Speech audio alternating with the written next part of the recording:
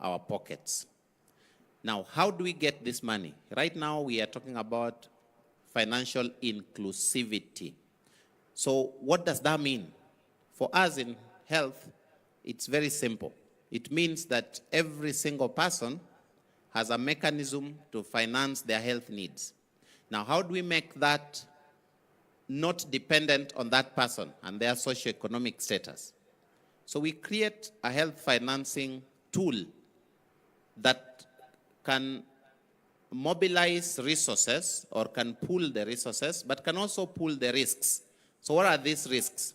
The risks is about who is it that is sick, that needs treated? Who is it that is healthy, that can support that sick person? Who is it that has money, that can pay for the person who doesn't have money? Who is it that is old? Who is it that is young? So we have to start from a risk analysis. What is our disease profile? What are the things that make Kenyans die? And what are those diseases that make Kenyans poor? And I'll give a very good example here, for example, on dialysis. So if you subject an ordinary Kenyan to paying for their own dialysis, dialysis costs around 1.1 million shillings a year. If you subject any ordinary Kenyan to pay for their own dialysis, chances are that they will sell their land, and they will only sell it for the first year. And most of our land in the rural areas are not worth 1.1 million because of the way it's been subdivided, the size and all of that. So they will have to sell their land and the neighbor's land and the community land. And that's the same land they use for agricultural production for food. So what is it that, and if they don't get dialysis, they will die. If you don't get dialysis for about 24 hours, you will die. So that is the basic principle of how we look at financing our healthcare system. So if you look at every single thing that we have listed in the Social Health Authority benefit package, the things that are important, they are things that either protect a Kenyan from dying and protect them from being poor. That's what we call financial inclusivity. And we make it equal whether you have money or you don't have money, so that all of us are starting from the same level. Now, this mechanism or this tool of health financing requires that we all participate in it. The participation of it also needs to be inclusive, or what we call equitable. So if I have money, the risk for me of being poor by contributing is less than the person who doesn't have money. And this is what we did. For example, the total health expenditure in Kenya is around 550 billion. Out of this 550 billion, what exactly can be financed by the government and what can be financed by the individuals? So I've already mentioned what the government does is the things that are likely to make you die or to make you poor. But there are some things, for example, if you have a common cold and you go to a facility, you may not have much money, you may be struggling, the doctor may require 200 or 500 shillings, you may call Dr. Luga to give it to you, but that may not make you die, neither will it make you poor. So the whole premise about our healthcare financing is that. So there is a 150 billion, for example, that people still finance by their own pockets. And it's the small things that do not either aggregate your disease, it doesn't make you die, doesn't make you poor. And I think it's important that the country understands this so that then we don't think that everything can be financed in a space of limited resources. Because you also don't want to overburden people with the taxes, and I'm coming there. So there are also two ways of now, this other 400 billion that remains. There is a 2.7% penetration of what we call private insurance. Now, private insurance in total in the whole country is just around 98 billion. All of them combined, all the 26 medical insurance providers. So it's nothing much. And then if you combine together with what we call medical funds, for example, institutions that don't have insurance but have their own medical funds, around 98 billion. So then there is still a 302 billion that the government must do. Some of it comes through taxes that go to payment of healthcare workers, products that we buy. Some of it then now comes through the taxes that we give to the Social Health Authority in form of the Primary Healthcare Fund, where we have 13 billion, the Emergency Fund, where we have 8 billion. But then there is still a component that we must contribute. Now, not every Kenyan has the ability to contribute. So who contributes? Those who are employed. Again, those who have income through other mechanisms, whether it's a business or farming, you have to contribute. So this is why we have the Social Health Insurance Fund, where we are telling Kenyans, if you're employed, you contribute 2.75%. If you're not employed, we go through a mechanism of determining what is your capacity to contribute. Because somebody who is selling in a market around Homa Bay, selling fish, is very different from somebody who is running a matatu business. Both of them are not employed, but one has more income. One can contribute 50,000 shillings a month, another one can't. So we have to also have inclusivity in terms of determining what's your status of contribution. But there are also those who can't, the people that we call indigents, and this is where devolution comes in. These people who can't contribute, first of all, we must find ways of bringing them in through support. And we've been working with county governments to identify, and a number of county governments have agreed to support 10,000, 20,000, 30,000 people that they have to pay for. Yeah. And so I think for us, financial inclusivity is extremely practical. Yeah. It's not something that we can sit here and theorize. Because tomorrow and today, somebody is in a hospital and they must get the service, and that service must be paid for, whether by themselves or by the government. Yeah. And we bring up a very interesting perspective. And in my mind, I'm already wondering, if the fiscal space is already tight, we've already taken out a lot of the development financing, especially that was coming from USAID, and the other is also decreasing. We are then also in a heavy tax environment, expecting patients to pay a fee for some towards some of their services. My question, and I think now we're starting to see the pattern of the question I have here. You're part of the executive. How are you working with these guys who are deciding the money? You said you have to close that fiscal space very soon, that 35%, you have to find that money. How are you working with the nationalists, with Parliament to resolve some of these issues? What's the innovation? Because it has to be an innovation solution somewhere. So the innovation is already in the policy, and the policy is what we present to, and my chair is here. I think Dr. Nyikal is here, the chair of our health committee. So we are on call with him every single day, but there's also a policy framework. Okay. So the financing must be based on the policy. So first of all, what exactly do we want to finance in our healthcare? So there are critical components of the healthcare system that we work with the National Assembly and the National Treasury to ring fence. So the things that are very key for us, so for example, vaccination, issues that relate to human resources for health, issues that relate to, for example, oxygen, blood, all these things that we have decided we have to ring fence. But then there is also the things that have to be paid for through the benefit package, which we work with the National Assembly to increasingly provide more resources for those, like the Primary Healthcare Fund. And I think it is important that I clarify here that the primary healthcare services, our healthcare system has already been organized, and we are keen on a publicly financed primary healthcare system. And a publicly financed primary healthcare system means it is tax funded. That is why the president has kept mentioning level 2, level 3, and outpatient level 4 should be a walk-in and walk-out, because the government has already taken that burden by itself and put 13 billion to make sure that all primary healthcare services are reimbursed.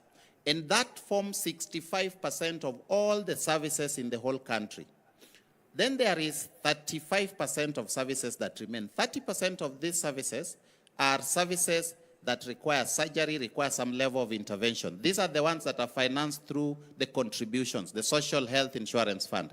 Then there is a 5% of services that are quite costly and they don't depend on the individual, like going to the ICU or getting an emergency or chronic diseases like cancer. Now, that is where we have also worked with the National Assembly and the National Treasury to ensure that is also tax funded. For example, if you get cancer, that's why we say the Social Health Authority pays 600,000. So this 5%, that's where dialysis is, that's where cancer is, that's where ICU is, that is where emergency medical treatment. And the National Assembly has also appropriated 8 billion. So we are looking at financial inclusivity from an extremely practical perspective that ensures that at the bottom of the pyramid, the 65% of services, for example, maternity, people who go into the dispensaries and the level 2s, they don't spend anything. So that is covered by government.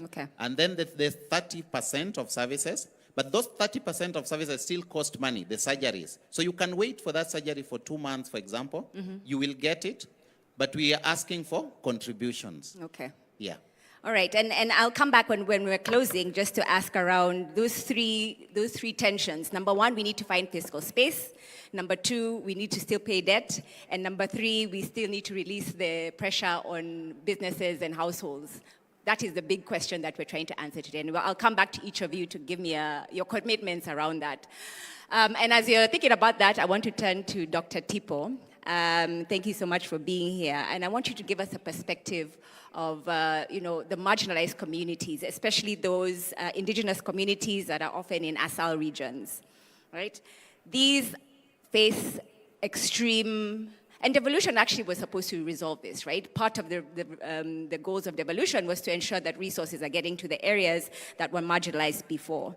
So we're thinking about exclusion from credit markets, from infrastructure investment, agricultural chain financing, yet the economic potential remains quite high.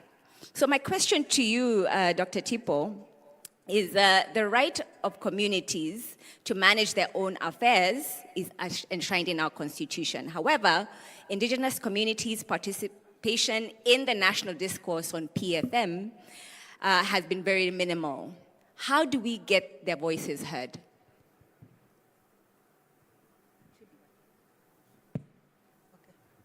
Thank you. Can you come up with your question again, please? Thank you. I was struggling with the mic. Say the question again.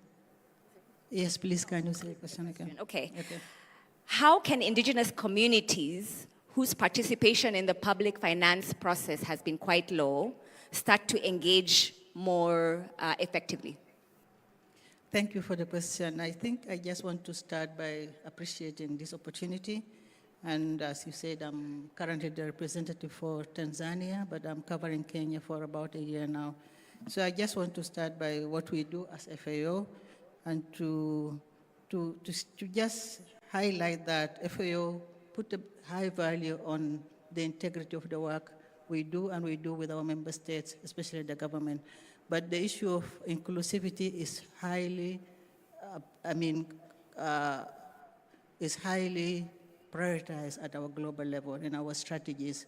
So that comes down to what we do in our country programming framework with the country, and we really value the role of the devolved governments because we know that they are closer to the communities, they engage very close in consultation.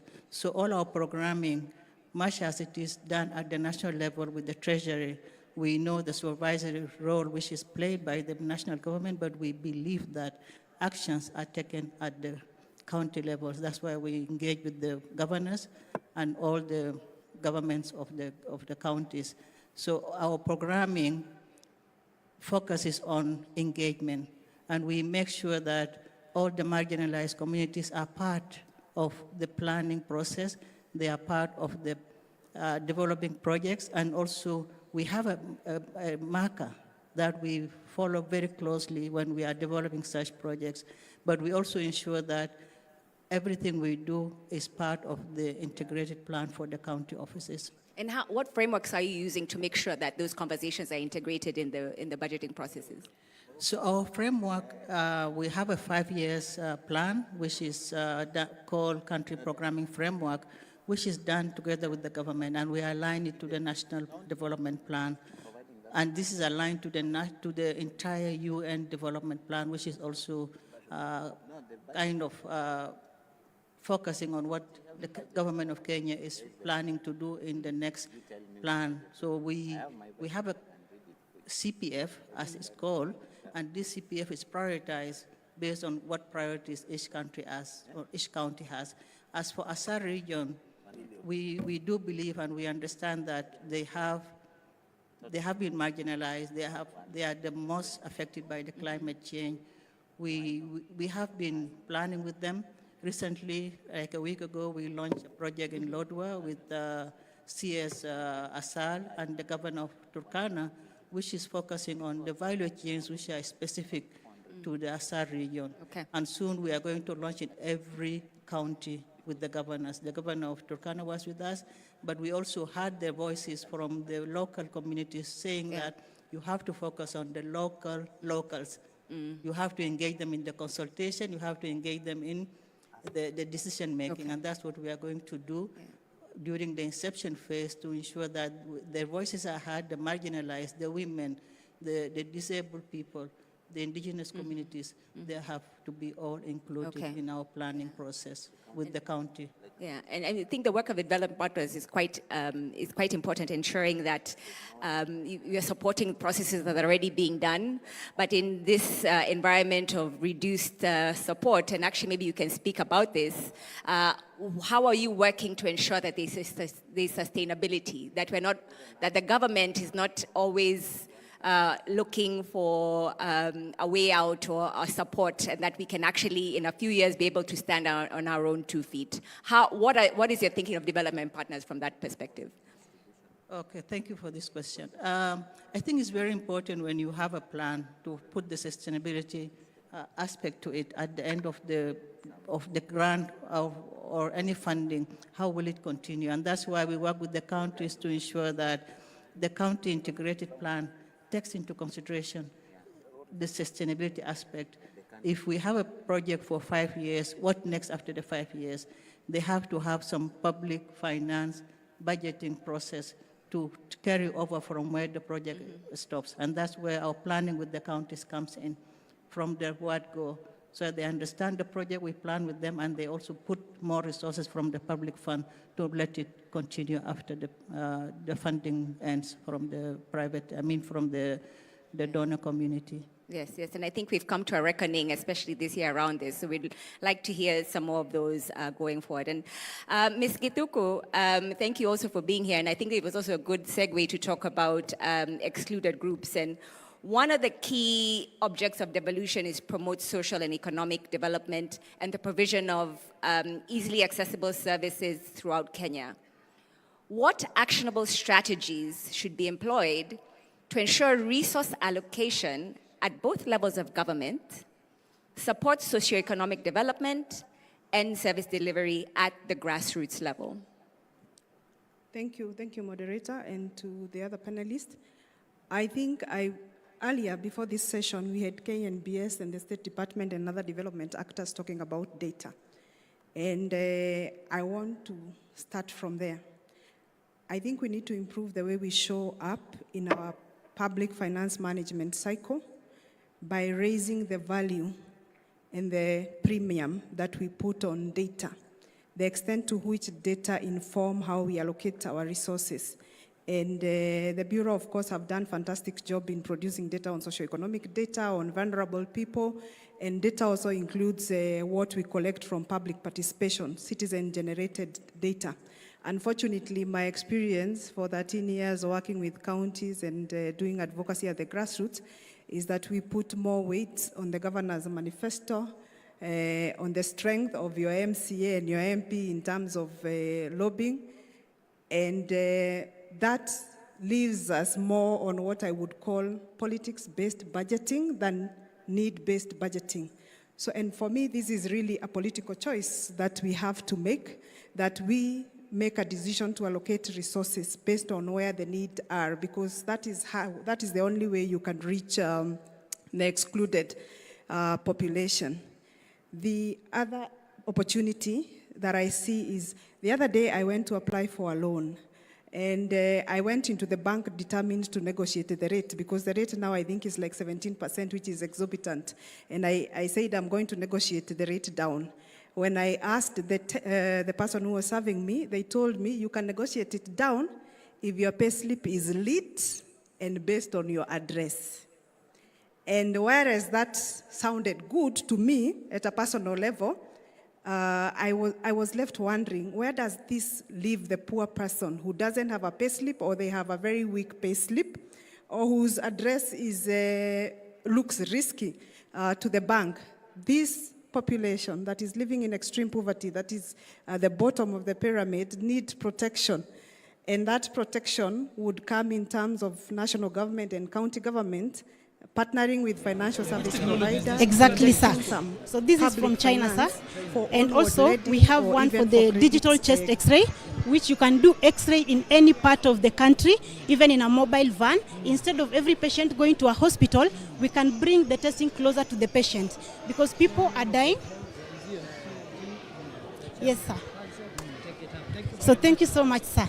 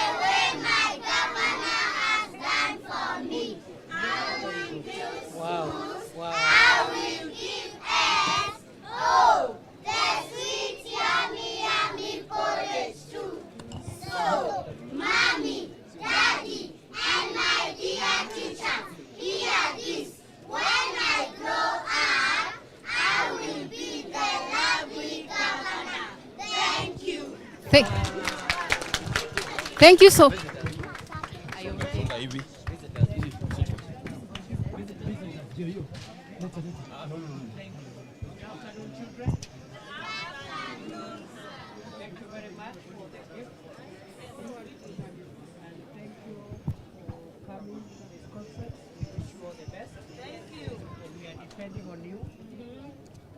Study hard so that you can take up the responsibilities that we are holding today as governors and other leaders that you want to be. We wish you well. We are praying for you. And we are praying for your parents. Thank you very much. Obey your teachers, obey your parents, and work hard. And the future is very bright for you. Thank you very much. Thank you.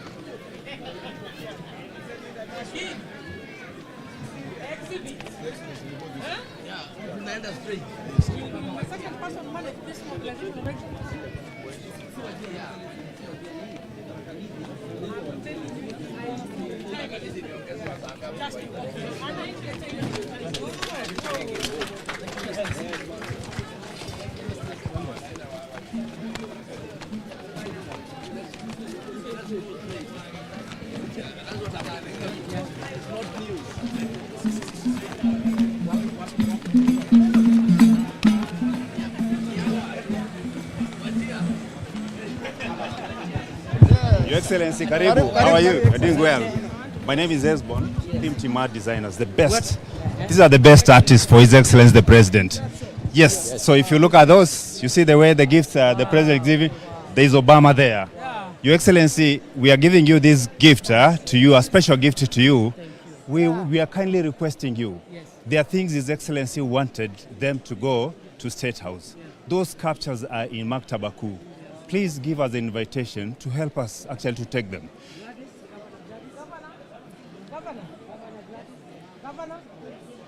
And then, Your Excellency, Because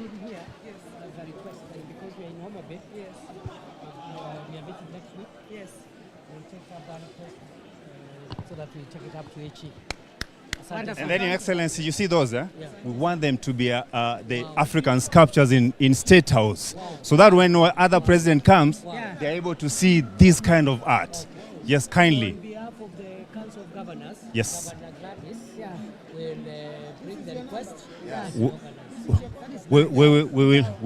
We'll appreciate Your Excellency. Firstborn, but our brand name is Kindiki Design. We are the best actually in the world and want to brand Kenya.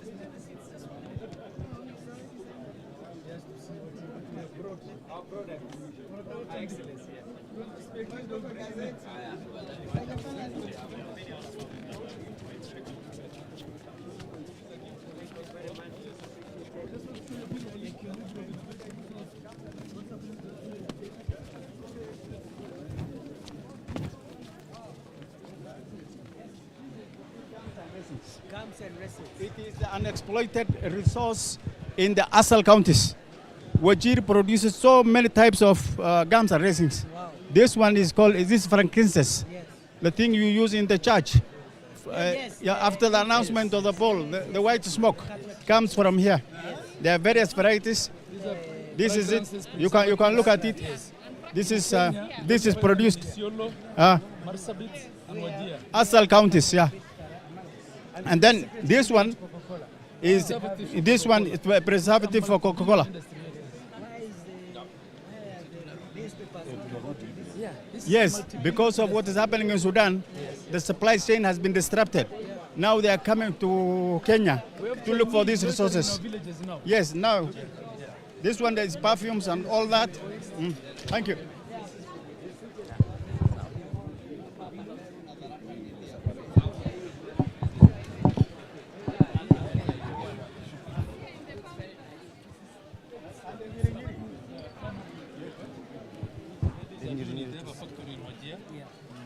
This is camel milk, ready to eat. Ready to eat, ready to eat. Ready to eat. Camel milk. Yes. Yes. It's cooked. And it lasts for long, up to 3 months. Yes.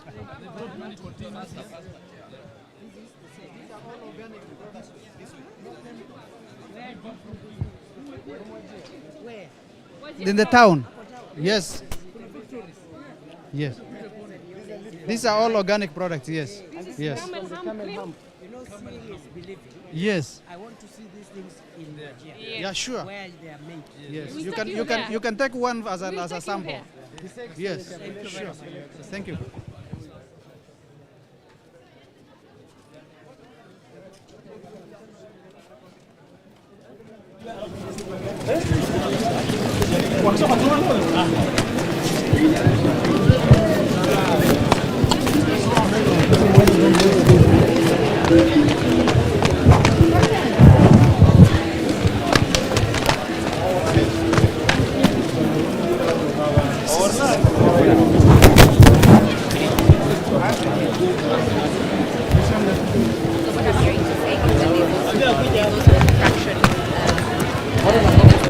fragmented funds that do not serve the people because of those fragmented funds may not actually be addressing the issues that they need to address.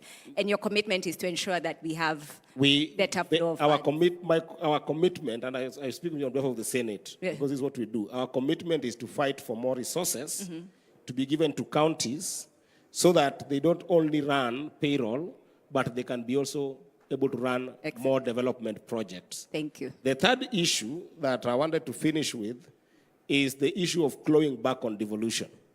The idea that there are functions that are still stuck by the national government, and they are clearly stated by the Constitution that they are functions of the counties. For instance, I don't mean to put my brother here on the spot, but everything that Dr. Luga has talked about is just, in simple word, clawing back on devolution. Because if you look at the Constitution, the only functions under health that are given to national government is running national referral hospitals, which right now are 6. Even if you're giving them 6 billion each or even 10 billion each, they should not have a budget of about 120 billion when counties are now forced to push their budgets beyond 30% of each individual budget trying to run health. Because the money is stuck at the national level.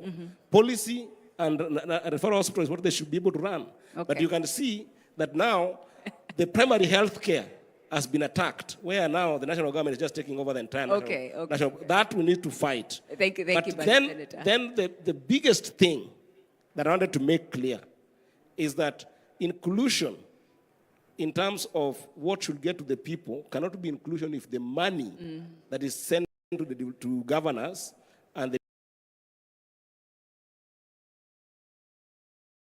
family do not get to the people.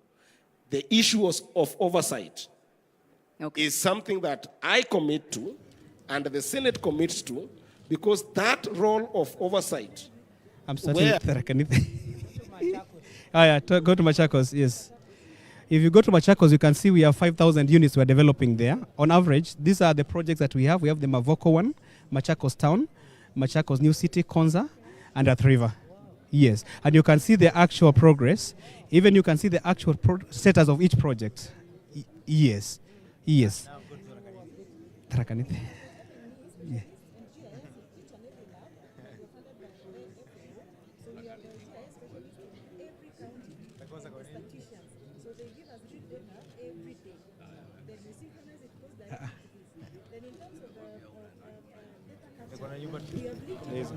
Yes.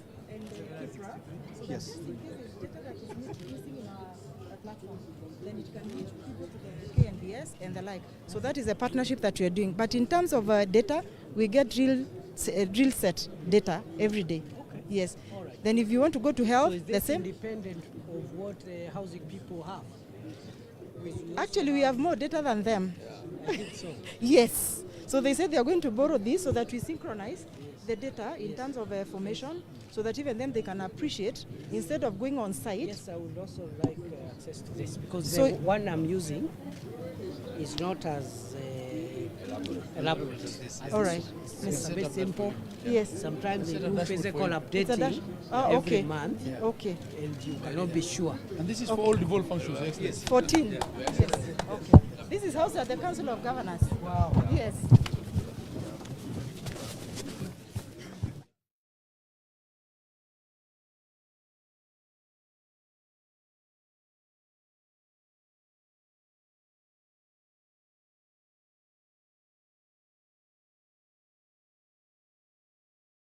Engagement with National Treasury and various government agencies, including accountants in government and finance officers, so that you can identify those functions that you think need to be devolved early.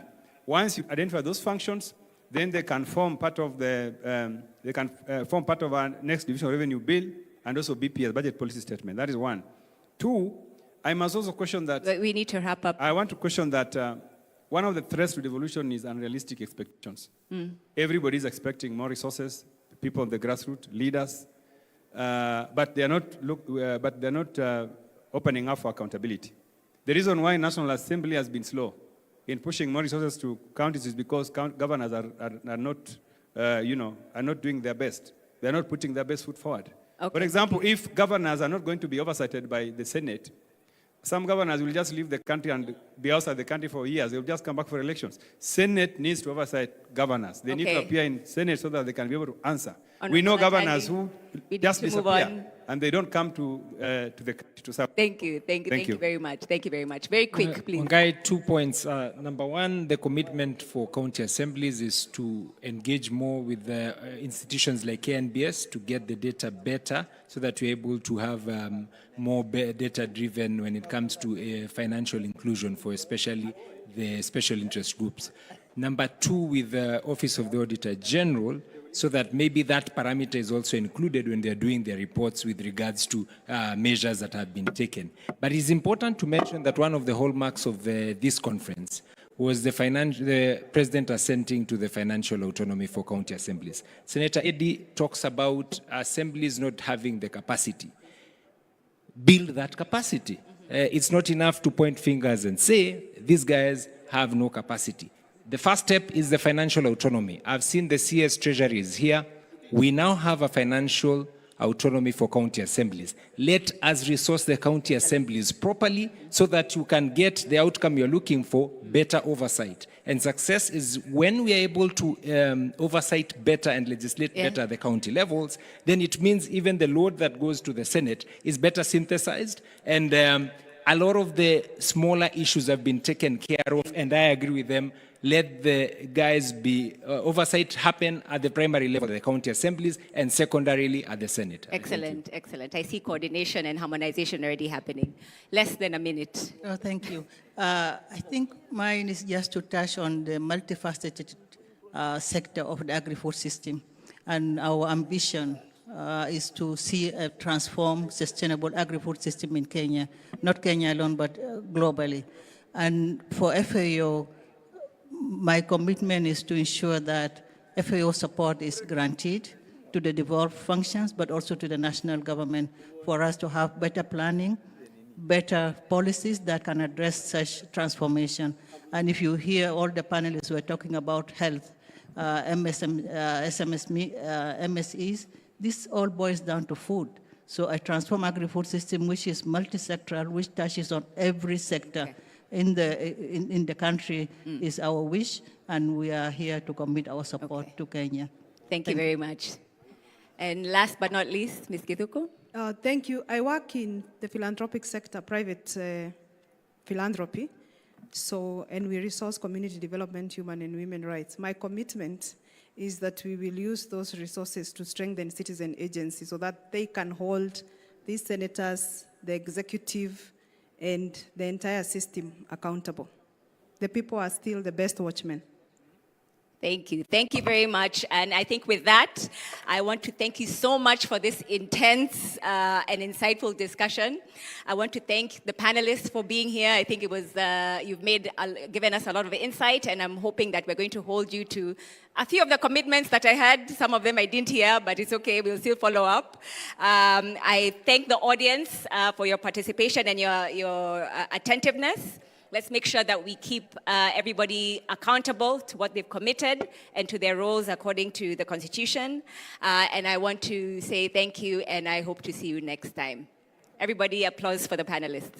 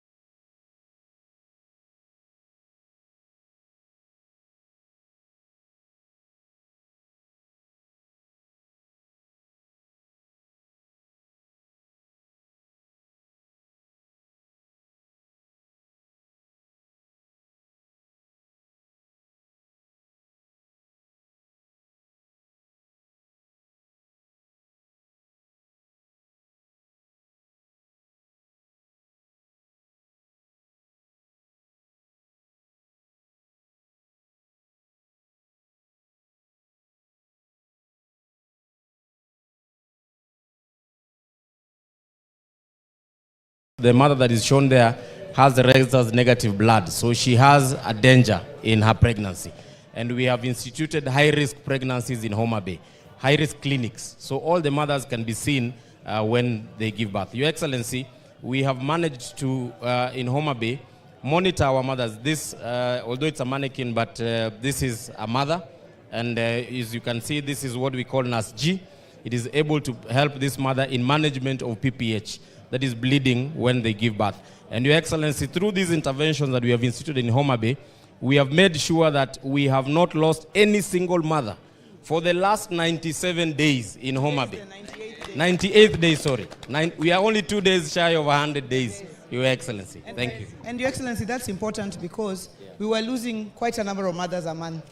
And even a week, we were losing mothers, particularly private, faith-based, and even in our public facilities. But this particular exhibition, we did it because of the importance of the community health workers that we put in place. They are the ones who are now able to tell us on our, GIS, which are the high-risk mothers can we follow up. And now we have seen the results.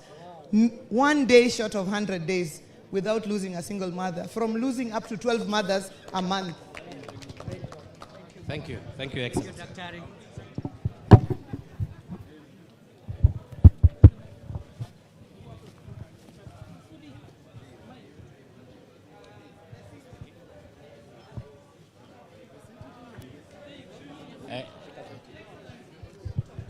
Excellency. This is the proposed Homa Bay City. We are, as we said during Madaraka Day, we want to transition Homa Bay into a city within the next 10 years. And we are working on developing our lakefront to be the Cape Town of Kenya. So we are moving our buildings, offices and so on away to our new county headquarters there, near the airport where you landed. That area there is the Shauriako area. It's an informal settlement at the moment, but we are negotiating with you to see if we can have social housing so that we can raise social housing so that we can change the face of the town. But that's our vision.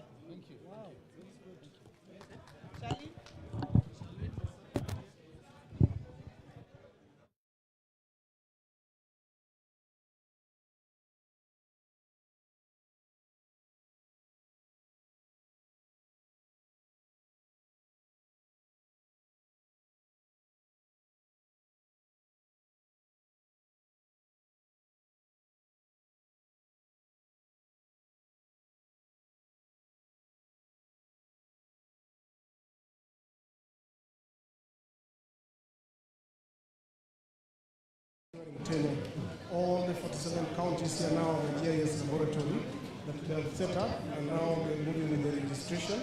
We've also supported the alternative justice system, which is a way of this has been one of the major things that tying land is a factor of production. Apart from that, we are on the area of climate smart agriculture. We just launched here a project that was signed by the government and found $50 million, which is actually coming to the Lake Region Economic Bloc. That is we launched it in March and is going to the 14 counties here. Last week, we launched what we are calling Kasha Project, which is employment for the youth in the ASAL counties, the 15 ASAL counties, funded by the MasterCard Foundation. This was launched in Turkana County by CS Beatrice School. So we are targeting the youth in livestock value chain to give them employment. Thank you. Well done. Thank you. Thank you very much. Excellency. You know this Gen Z. You know this Gen Z. They are our partners. Yes. Thank you so much, Your Excellency. This is SMAC's Foundation. We are working with young people in agriculture, climate action, and beekeeping. This is how we do traditional beekeeping. These are the traditional instruments which we strongly encourage because the beekeepers love the bees and they keep them well. We are, however, encouraging them to move to improved mechanisms like the smoker, which only removes smoke from here. In the past, this removed both fire and smoke here, so it used to harm the bees. We're also encouraging our beekeepers to move to the modern beehives so that they're able to collect more honey, especially for the Kenya top beehive, which was innovated in Kenya in the 1970s.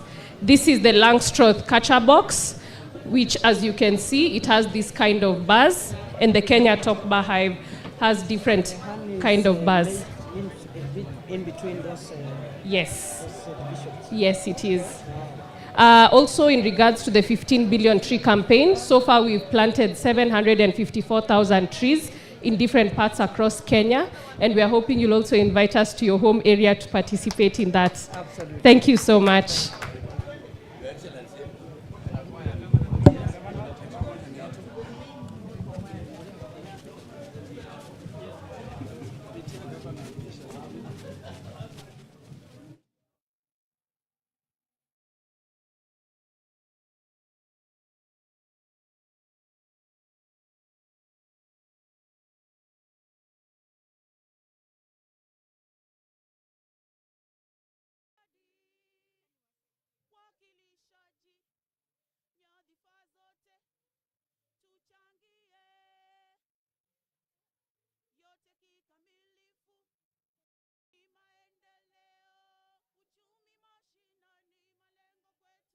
Kujitegemea na kuwekeza katika kaunti zetu ni manufaa ya ugatuzi.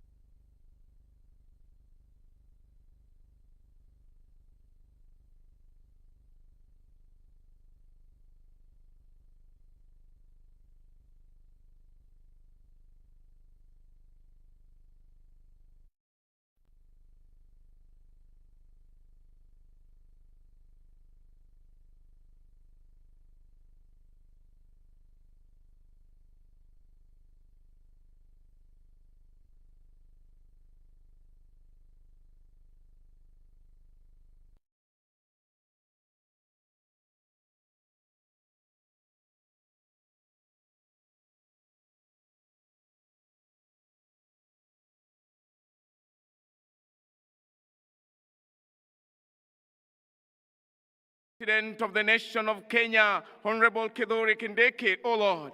All the governors present, we place in your hands, O Lord, Her Excellency, the Governor of Homa Bay, all the leaders who are present here. And Lord, as we see the end of the Devolution Conference, how we pray, Lord, that may it be a blessing to the people of Kenya. For this is our humble prayer in Jesus' name. Thank you, Your Excellency. Kindly, we may take our seats. Your Excellency, the Deputy President of the Republic of Kenya, Professor Kindiki, the Chair, Council of Governors, our host governor, Deputy Governors present, Cabinet Secretary, Principal Secretaries, members of the Senate, the diplomats, the stakeholders, ladies and gentlemen. Allow me now to invite Mr. Latif to take over to the next program. Latif, welcome, sir. Thank you very much. Your Excellency, Professor Kindiki, Deputy President, the Chair of the Council of Governors, FCPA, Ahmed Abdullahi, the Cabinet Secretary for the National Treasury and Economic Planning, FCPA, John Badi, all governors present, all members of Parliament, members of the Diplomatic Corps, distinguished delegates, ladies and gentlemen, welcome to the closing ceremony of this year's very successful Devolution Conference 2025. Indeed, Your Excellency, we've had fruitful conversations and discussions in the last 2 days.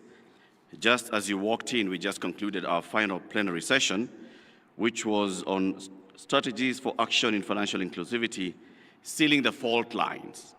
Now, this was one of the plenary sessions that are taking place here, and very many other side events that have taken place since Wednesday. Fruitful discussions and deliberations.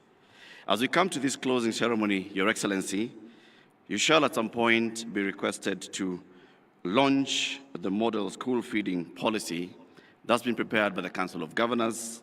And just to give you a taste of what that is all about, I'd like you to watch our screens and take a look at this following video, which is a summary of what the model school feeding policy is all about.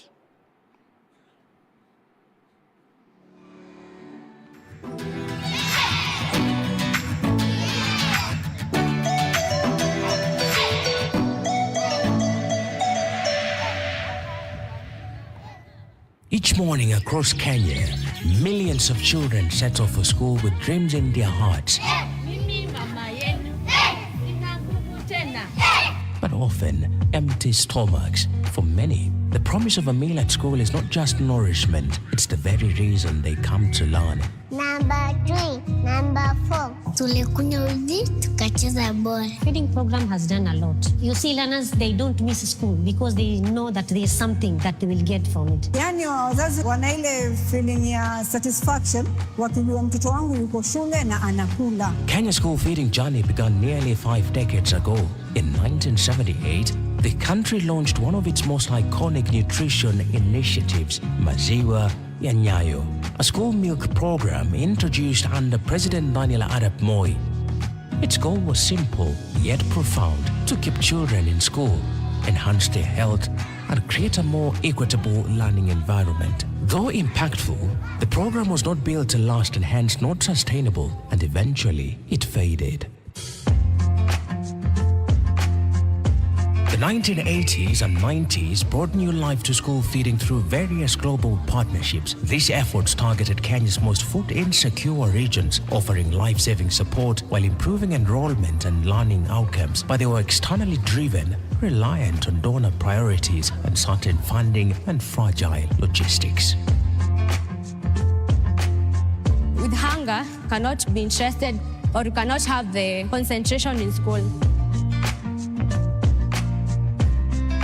In 2009, Kenya introduced a game-changing idea, the Homegrown School Meals Program. HGSMP. This approach linked learning with livelihoods, sourcing food locally, empowering farmers, and putting communities at the heart of the solution. Personally, kama mkulima, ningependa kusema kwamba hii program ya feeding imesaidia sana. At least tunaweza sema kwamba mkulima amepata faida kidogo. It proved that when we feed the children, we also feed economies and hope. The food is normally hot in lunchtime. The parents have been playing a pivotal role. We have specifically picked on one parent who provides the school with sukuma wiki, and over the years we have never had any issue of a learner complaining about stomach problems. Community inasaidia kwa sababu mambo ya uji community ilikuwa inatoa. Wakati wa mchele sisi kama community tuliona mchele bila kitu kingine kuweka ndani haikuwa mzuri, basi tukakubaliana na wazazi wakuwa wanatoa maragwe. Sisi kama wazazi tunachangia pesa kidogo tu ili kuweza kusupport program ili watoto wetu wapate chakula kizuri zaidi, na tunafurahia kwa maana tunaiona. Kama school community tumeingia kwa mifuko zetu. At least tumenunua hizo like firewood, maji na kutafuta wapishi. The 2010 Constitution brought a new era, devolving early childhood development education (ECDE) to county governments, and they had the mandate and responsibility to design school feeding programs tailored to their unique context. Lunch nakulaga mchele na dengu na nani. Lunchtime I eat with my friends. Nikishiba naweza cheza na marafiki zangu. Counties across Kenya rose to the challenge with innovation, determination, and compassion. From Wajir to Embu, Kisumu to Kericho, Machakos to Mombasa, new models emerged, reflecting strong political will and local ownership to ensure the children of Kenya would be served nutritious meals that would keep them healthy and enhance their participation in school. As you can see, we have got the growing beds and we also have the growing pipes. And the kind of vegetables that we do grow here are growing very fast. And therefore, we do harvest each and every week. That is necessary to supply adequate amount of vegetables to the school feeding program. Yet, despite the momentum, progress has been uneven. Without a shared framework, many programs were inconsistently funded, poorly coordinated, and unsustainable across the counties. The harsh realities of rising food prices and cost of living, poverty, climate shocks, social cultural barriers, and infrastructure gaps widened the cracks. Without a harmonized approach, even the best intentions can fail to reach scale. Most of the challenges that we face is infrastructural, where even the primary school sections who don't have kitchen, they cook in the open. Sasa ninaomba nitengenezewe kitchen na majiko na nipewe kuni. That's why the Council of Governors, with the support of Food for Education, has developed a model county school feeding policy designed to be adopted across all the 47 counties. It is envisaged that with the full adoption by the counties, the policy stands to transform the lives of over 3 million pre-primary learners across the country. School feeding programs have consistently demonstrated their power to significantly boost enrollment and retention rates at the early learning level, underscoring the urgency and far-reaching impact of this noble initiative. Therefore, this is more than a document, it's a bold commitment, a promise to every Kenyan child that hunger will no longer stand in the way of their dreams. This model policy will guide many of the county governments which are yet to develop their own school feeding policies. As the Senate, we support this initiative by the Council of Governors and look forward to developing an overarching legislation to guide county governments on school feeding programs. This policy is built on 8 pillars designed to address critical areas such as 1. Social protection and inclusion. No child, regardless of where they are born, should be left behind. 2. Nutrition and health promotion, because nutritious food means better learning, stronger bodies, and a brighter future for all children. 3. Community engagement. Parents, teachers, and local leaders are no longer bystanders but co-creators of solutions. 4. Infrastructure. Building kitchens, dining spaces, and clean water systems to support safe and dignified feeding environments. 5. food storage, handling, and safety. Implementing quality control across the value chain from delivery to the child's plate. 6. Financing. Establishing innovative, sustainable funding models, including public, private, and philanthropic contributions. 7. Partnerships. Harnessing the strengths of government, NGOs, the private sector, and local producers. 8. Governance, coordination, and accountability. Promoting transparency, data-driven planning, and continuous evaluation across all levels of implementation. I would like to urge the various government agencies involved that, if possible, they should support school feeding programs because it is very helpful to the learners. Wazazi wengi walilikubali hili swala na sidhani kama kuna mzazi analipinga. This benefits our children. I, being a parent, it benefits my child. So I am game with it. I am in for it. So Governor, nawaomba kumbatieni kitu kwa moyo wenu msafi kabisa na mutaona matunda yake. This is Devolution's moment, a moment to unite all the 47 counties under a bold and shared vision to nourish every child, fulfill dreams, and empower communities to build a nation where food is not a privilege but a right. Because no child, regardless of their background, should be left behind due to classroom hunger.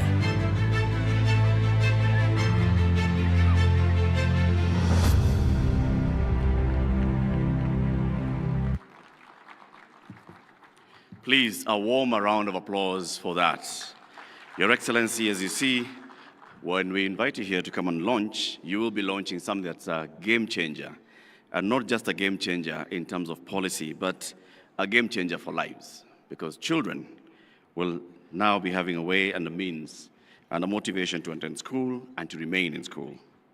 Allow me now, Your Excellency, to call up on stage the Chair of the Steering Committee of Devolution Conference, who is also the Vice Chair of the Council of Governors, and also the Governor for Nyeri County, His Excellency Dr. Mutahi Kahiga, to come and present the joint communique of this year's Devolution Conference. A round of applause, please, for His Excellency Dr. Kahiga as he comes up on stage.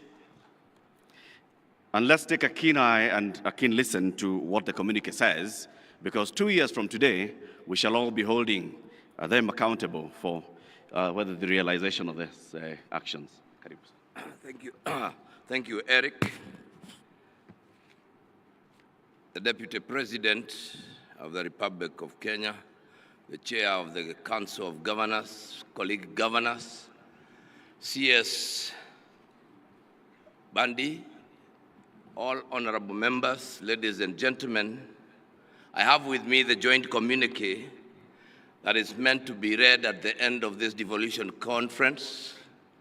We have 24 resolutions that are broken down into 3 thematic areas, like you remember, the ones that we had: good governance, on human rights and social justice, on financing, equity and inclusion. I will not be able to read them now because we are constrained of time, but we are going to post them in our website. Thank you very much.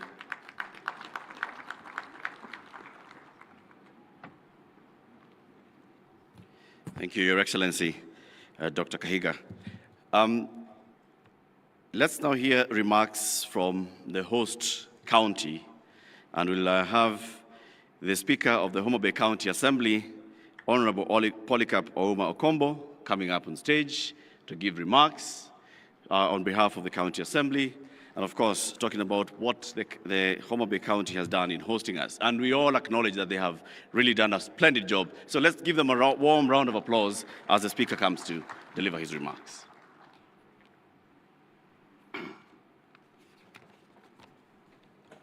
To the Deputy President, allow me to ride on the protocol as already been established, and also allow me to welcome you officially to Homa Bay County, the land of endless potential. The past 2 days, the pioneers of devolution has been in this podium, and they have made remarkable remarks as far as devolution is concerned. So I wouldn't want to talk too much to contradict them, since most of what the county assemblies were advocating for had been well articulated by our able chairman of the CAF, who is also the speaker of the Kwale County, where the issues were revolving around the World Fund, MCS pensions, and also financial independence. Your Excellency, our role as the County Assembly are only three, which is legislation, oversight, and representation. In Homa Bay County, in the recent past, we have come up with many policies and many bills that has always supported Her Excellency the Governor to implement some of our promises to the voters and enable the devolution to work.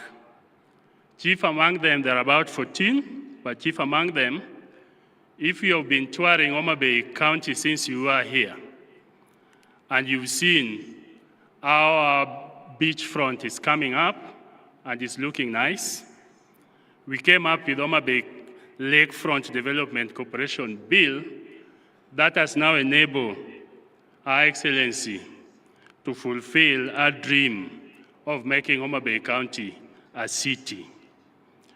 Also, because here, most of the panelists were also talking about how can we include the SMEs when it comes to the devolution. We also come up with the Homa Bay Entrepreneur Access Development and Affirmative Action Bill that will enable our SMEs to get what we call the initial outlay, which is the much needed capital for their businesses to thrive. Your Excellency, the Deputy President, down here, we normally believe that Baba is always right. When he did talk about the oversight of the governor and the county executive, he did mention that he would like this to be done at the assembly level, where we invite the governor and the executives. And it has been a controversial topic since yesterday. And even the panelists that have spoken some few minutes ago have also alluded to it. I can reliably assure you that we, as the Assembly, normally invite the executive and the different committees to oversight them at the primary level. What now remains, after giving clear reports on our recommendation, is now the implementation of these reports. And I believe that is now where the Senate needs to plug in to ensure that the reports are actually implemented to the latter. I have watched quite often when our own Senator Moses Kajwang invites different governors at the Senate level to answer some pertinent issues that affect the counties. And normally what I wonder, where I sit, is that at the time that the audit is being done by the Auditor General, they find out some gaps where most of it is non-production of the documents. But when they reach at the Senate level, now you see the documents are being produced. Then you wonder why now the executive gets these documents. It means there's a gap somewhere. It means there's somebody that is letting down the executive, the people who are responsible to be giving these documents. Your Excellency, let me also take this humble opportunity to also thank the President for signing into law the bill that has given the county assemblies an autonomy. I want to reiterate his sentiments by saying that this financial independence should be used prudently to serve the people through a clear, transparent, and in an accountable manner while doing our oversight role. Besides, financial independence does not mean that we now fight the executive. We can perform that responsibility in a professional, effective manner and point out the areas that require improvement, since there's always room for improvement in order to take corrective action. Your Excellency, ladies and gentlemen, for bottom-up economic model to be fully incorporated in our economy, there is also need to ensure that World Fund is also included in the new law creating NGCDF as requested by our chairman of CAF. MCAs are the gate to the people at the bottom of the economic pyramid. They interact with them on a daily basis and understand their unique needs that should be addressed. When we give an opportunity to manage some funds at that level, I think more meaningful development will be realized. As you retreat back to your respective counties, remember that the former US President Barack Obama, who is also our son, said, "We must leave this world a better place than we inherited it from our grandchildren." Let us strive to make devolution work by engaging in programs that will help better our society. Thank you very much. Thank you very much, Honorable Speaker. Allow me now, Your Excellency, to call up on stage the Whip of the Council of Governors, His Excellency Governor Stephen Sang, to come and run the rest of the program, which will lead to you delivering the closing remarks. Asante.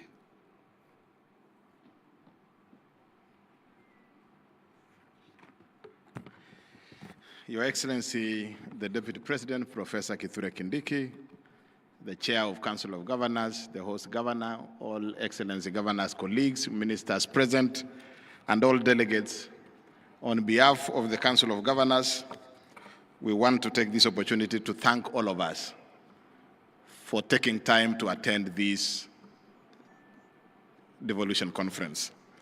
We want to thank the President of the Republic of Kenya. We want to thank you, Your Excellency, the Deputy President. We also want to thank the Right Honorable Prime Minister Raila Amolo Odinga, all Cabinet Secretaries, all PSS, all delegates that were able to come to this session and attend this conference, all our colleague governors, deputy governors, MCAs, and the members of the public who attended this conference. You made a difference in attending this conference. Again, we want to thank Gladys Wanga, the host governor specifically, for pulling through this event. Your Excellency, the Deputy President, when we sat down and we agreed on Homa Bay, we knew Wanga was going to do well because we have always known her in what she does within the Council of Governors. We didn't expect that she would pull such a big and monumental event here in Homa Bay, and this is a good lesson for us. Maybe the next time we need to consider going maybe to the north and any other county, because indeed commitment can deliver such a big event. So Gladys Wanga and your local leadership here, led by the Senator, your members of Parliament, your MCAs, and the entire team of the leadership from Homa Bay County, we are very grateful. I also want to take this opportunity to thank our sponsors and our partners, particularly 3 of our platinum sponsors, that is Kenya Commercial Bank, Safaricom PLC, and Jospong Group of Companies. We want to thank those are our 3 platinum sponsors and partners. We also want to thank FLOCA, FAO, EU, CPF, Cooperative Bank, GIZ, Lab Fund, World Bank, UKAID, Danish Embassy, AGRA, KBL, Equity, ILO, Isuzu, Kenya Airways, KEPRO, and CBM, and all our partners. We want to thank you in a very special way for making this event a success. We also want to thank our host here, the Homa Bay National School, for giving us the grounds. We also want to thank Homa Bay Primary School. We also want to thank Lala Primary, KMTC Homa Bay, Got Rabor Masawa, for providing us with ample space that we used in this event. We also want to thank our vendors and suppliers, our exhibitors for making this event a success. Again, we want to thank all the counties for contributing to the Devolution Conference, all our participants, everybody that we gave the opportunity. Those who are running the 48 side events, we want to thank you in a very special way. Last but not least is to thank the steering committee, led by our Vice Chair, Mwalimu Kahiga. You have demonstrated a lot of commitment in running this. You have been to Homa Bay almost 3 or 4 times, chairing several meetings here. We want to thank you and the steering committee in a very special way for the work that you have done in pulling this through.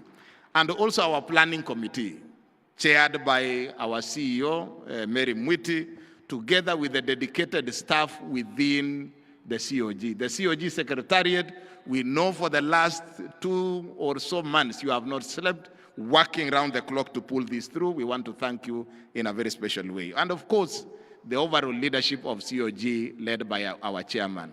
Asante sana FCPA for the work that you have done, and everybody. The speech was long and I am not going to go through the entire speech word by word. The message is this: we are very grateful. Whoever played a role, those of us who have contributed in a very special way, we want to say thank you. I now want to take this opportunity to invite our host governor, Governor Gladys Wanga, who has pulled through this huge event. Tumpigie makofi Gladys Wanga, and she will run the program to the end. Karibu sana, Governor. Asante sana.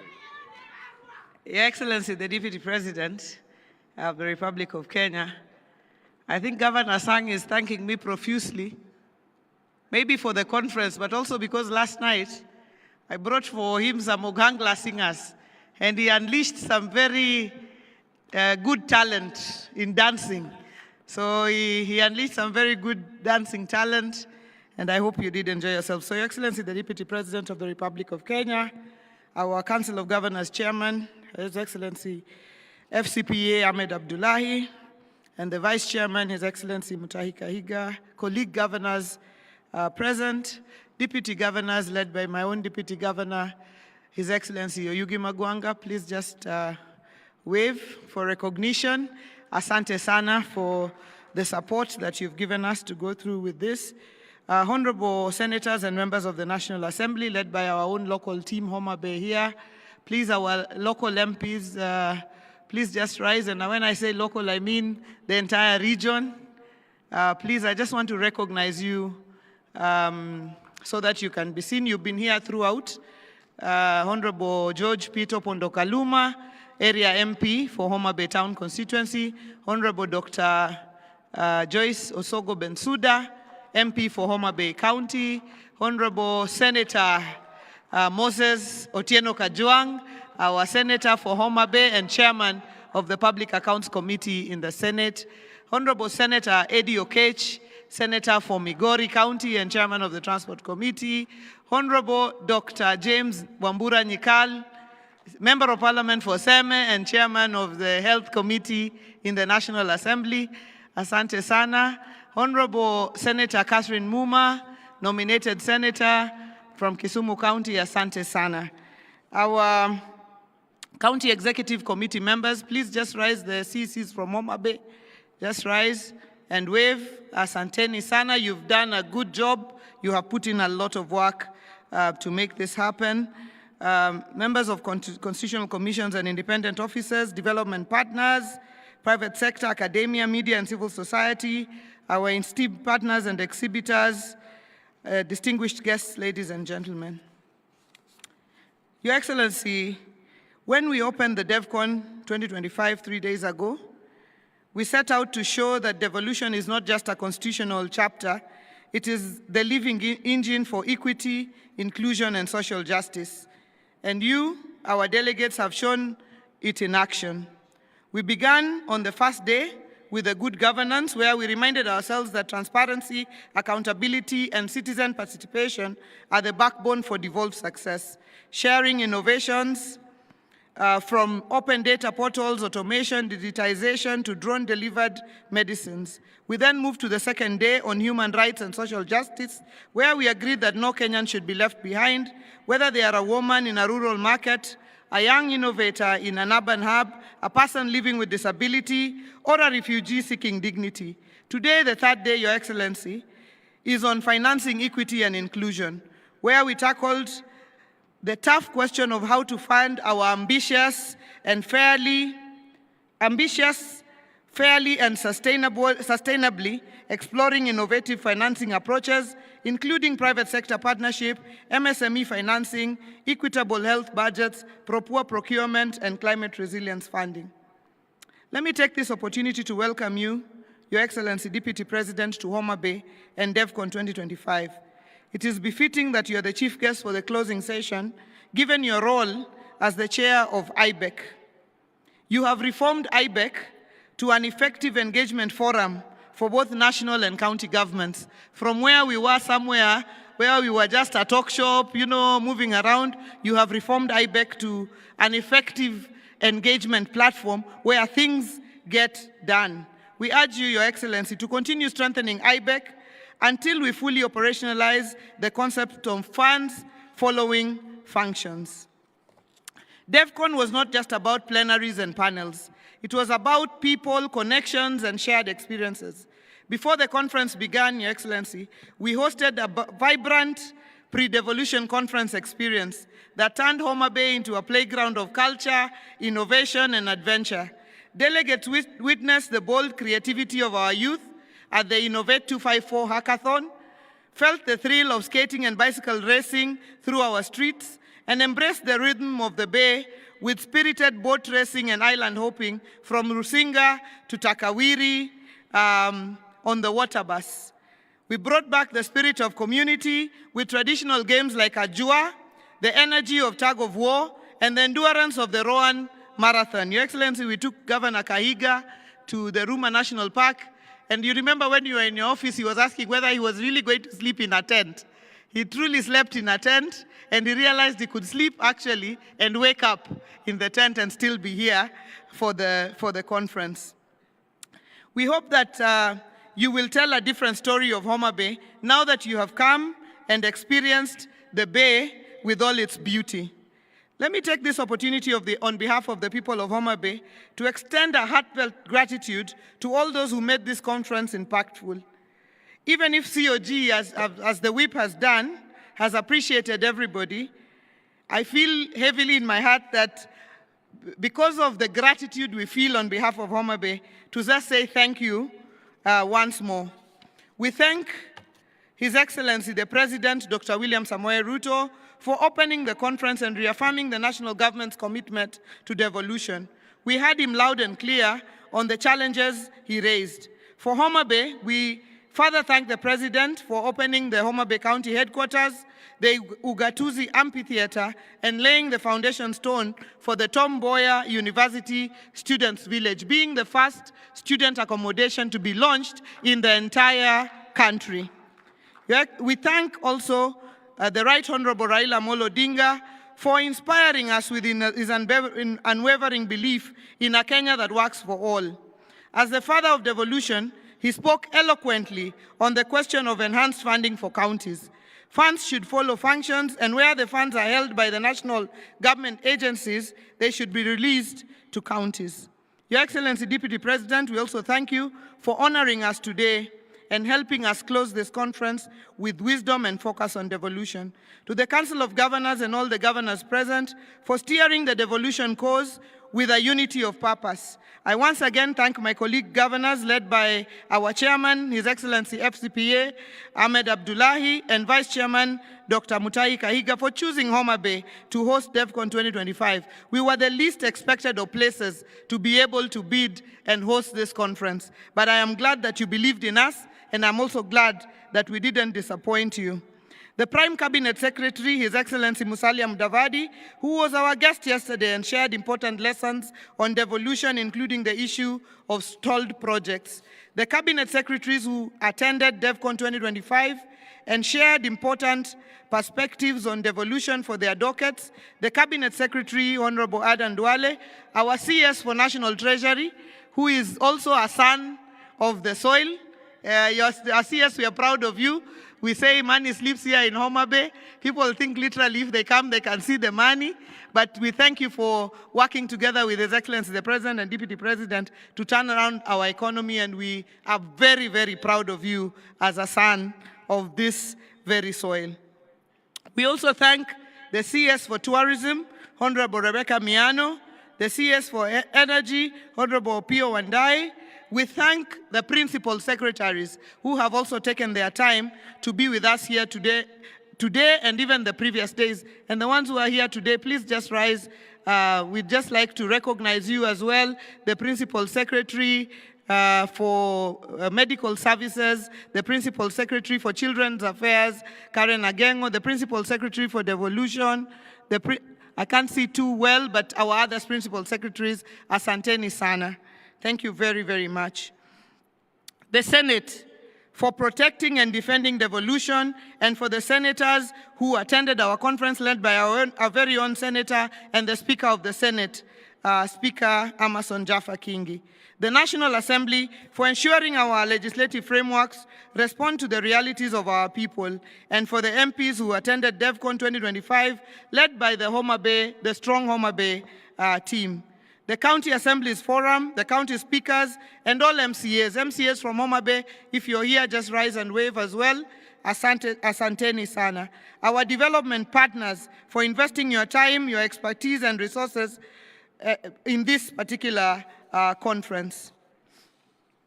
Our pre-DevCon partners, including the Kenya Shipyard Limited, NUPEA, the NSDCC, KWS, KTB, SHOFCO led by Dr. Dede, our UN Mandela Award winner, and all other partners. Our delegates who traveled from far and wide, some crossing oceans, your presence has enriched these deliberations. Our service providers, the DevCon Steering Committee, and the Technical Committee led by our CEO, Madam Mary Mwiti. Because I was here with you guys throughout, I know the work that you've done. I don't know if the Secretariat are here. Please just rise and wave. You guys have done a great job. Your Excellency, DP, when you see a conference like this, sometimes you think there are huge people, event organizers who are doing the work. The work is done by some young men and women here, led by Madam Mary Mwiti, and they do an excellent, excellent job. I leave you with a thought that promises are like babies, easy to make, but hard to deliver. Let us ensure that the promises of DevCon 2025 are not confined to the communiques, but are translated into tangible change for our people. Real human interest stories like the ones our Fundimangula graduates share, stories of transformation and livelihood change. Devolution must be about transforming lives. Devolution must be about delivering on county functions. Devolution must be living the promise of the Constitution 2010. Devolution is the currency for powering our economic growth. Your Excellency, I thank everybody, and where we may have offended you or not met your expectations, please do forgive us. But otherwise, we hope that we have granted you a wonderful stay in Homa Bay. Please make time to come back again and visit this bay of endless potential. Asanteni Sana. Another round of applause for Governor Wanga. Asante Sana. In an attempt to shorten that, our vote of thanks, we forgot the key three organizers of this forum is the Senate, the Council of Governors, and the Office of the Deputy President. We want to thank you, Your Excellency, and your office, the State Department of Devolution for the support and the work that has gone into this organization. We also want to thank the Senate, the Right Honorable Speaker of the Senate, Bwana Kingi, and our colleague senators who are present here, Kajwang and your team. We really want to thank the Senate for the support and the entire Secretariat of the Senate that has supported us in this engagement. I now want to invite Waziri John Mbadi, the Cabinet Secretary for National Treasury, to come and make his remarks. Waziri, it is too early for us to make a judgment as to what you are doing, but whatever it is that you are doing, keep doing. It's working. Karibu sana.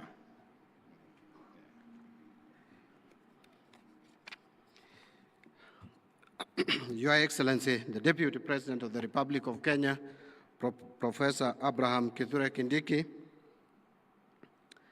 the Honorable Chair of the Council of Governors, Honorable Governors present here led by the host Governor Gladys Wanga, Honorable Members of Parliament, both the National Assembly and the Senate, Honorable Speakers of County Assemblies, distinguished officers from the national and county governments, representatives of the civil society organizations, development partners, members of the private sector, fellow Kenyans, good afternoon.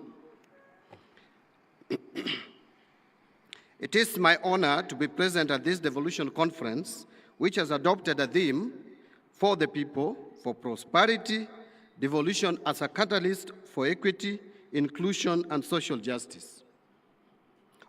Authentic inclusion must promote the participation of the people.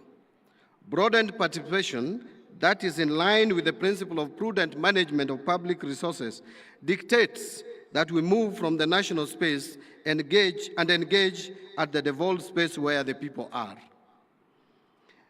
When you communicate clear and progressive messages, as has been done by the presidency, you find wide support by those who mean well for the nation. And of course, in a big nation like ours, you can't also fail to find the bad apples. A few people will never believe that the country is moving forward, and you will see them all over the place. You'll find them even outside the country, stationed there to talk negatively about the country. But we live with such people amidst us. This is why this conference theme aligned fairly well with the theme for the budget statement for the financial year 2025-2026, which I read on 12th of June 2025, that is, stimulating sustainable economic recovery for improved livelihoods, job creation, and business, and industrial prosperity in line with the bottom-up economic transformation agenda. This national administration's commitment to devolution is evident. The equitable share transfers have financed roads, health facilities, water projects, and other critical infrastructure across our 47 counties. Your Excellency, I would pause there a bit and just mention that I believe for the first time in so many years since devolution began, that we were able to agree on shareable revenue and have the division of revenue bill assented to before 30th of June of the financial year leading to the next financial year. This came about because of cooperation and understanding between the national government, the two arms of the legislature, and the Council of Governors, where, Your Excellency, you will remember that when the Parliament asked that we allow for not less than 415 billion to be allocated or put to the shareable revenue, I actually called you, Your Excellency, and informed you about the same, and later called His Excellency the President, and we mutually agreed. And when I communicated to Parliament, we were able to crack it and agree in a record time. That is what we call supporting devolution. I know the funds are not yet enough, but we are progressively moving to where we will be allocating enough resources to support service provision to our counties. Something also worth noting, Your Excellency, is that again, for the first time in a long period of time, we were able to transfer all the resources in terms of shareable revenue to the 47 counties before the end of financial year, including the arrears from the previous financial year. And I want to report here, Your Excellency, and I know the President must have spoken to this, that last Monday, we managed to transfer the July allocation to our counties. And I want to give a commitment that we will continue to prioritize funding to counties. We'll be releasing money in good time for our counties to be able to move and provide services to our people. However, Your Excellency, the promise of devolution can only be fully realized if both the national and county governments work in close partnership, grounded in mutual accountability and prudent financial management. The example that we see in this county is a clear example of both national and county governments partnering together to deliver services to the people. Your Excellency, when you move around in this county, and more particularly in Homa Bay town, you will see massive improvement in this town. This is something that was not there 3 years ago. Your Excellency, it is as a result of partnership and cooperation between the two levels of government. And I believe that our county government, led by Governor Gladys Wanga, will still continue to partner with us at the national government level to be able to give services to our people. And that should be replicated across the country. Your Excellency, ladies and gentlemen, the rich discussions at this conference will align to and find support in the National Treasury at implementation. I want to guarantee that. You will recall, for example, that as a commitment towards attainment of universal health coverage, the national government allocated well over 204 billion shillings towards the sector in the financial year 2025-2026.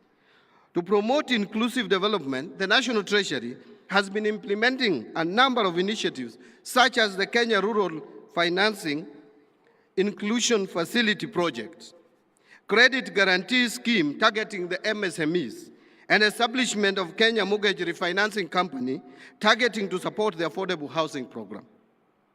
I am happy to report that these initiatives are beginning to bring positive results, which have already been outlined in the course of the conference. Allow me, however, to highlight one initiative, that is financing climate action. Through this program, Your Excellency, the National Treasury has disbursed well over 7 billion shillings to 47 counties as part of the second tranche of the County Climate Resilience Investment grants under the Financing Locally Led Climate Action Program, otherwise known as FLOCA. This substantial investment marks a significant milestone in Kenya's climate financing architecture, reinforcing the country's commitment to locally led, community-driven climate action. Supported by the government of Kenya, the World Bank, and the governments of Germany, Sweden, Denmark, and the Netherlands, the county climate resilience investment grants respond to the urgent need for effective, locally led climate actions. The funding allows county governments to operationalize their county climate change action plans and invest in priority climate resilience initiatives which are tailored towards unique climate vulnerabilities, ultimately advancing a more sustainable and climate secure future for all of us. I lay emphasis on this initiative as I mentioned that the CCRI grants represent a bottom-up approach. More specifically, it adopts this approach to climate finance, enabling county governments and local communities to take the lead in designing and implementing tailored projects that address local climate risks and build climate change resilience for long-term sustainability. This disbursement for the financial year 2025-26 will empower communities most vulnerable to climate change to drive sustainable development and long-term resilience. Our progress speaks volumes, and to date, the program has achieved remarkable national coverage, reaching 1,137 wards out of 1,450 ward target, which is a performance of 78.4%. Each new ward represents another community equipped to write its own climate resilience story. Your Excellency, ladies and gentlemen, in the education sector, the national government has committed to continue undertaking education reforms, expanding infrastructure in all learning institutions, and strengthening linkages between industry and training institutions in order to enhance access to education at all levels. Priority will be given to recruitment and training of teachers, enrollment of school children of pre-primary age in schools. In recruitment and training of teachers, Your Excellency, this audience will appreciate that this government made a promise to employ 100,000 teachers in 5 years. As we speak, the performance level is at 76%. 76,000 teachers have been recruited, and we plan to recruit additional 24,000 in December and January, completing the 100% way ahead of the targeted time period. We will be expanding school feeding program, or supporting expansion of school feeding program and providing learners with day meals.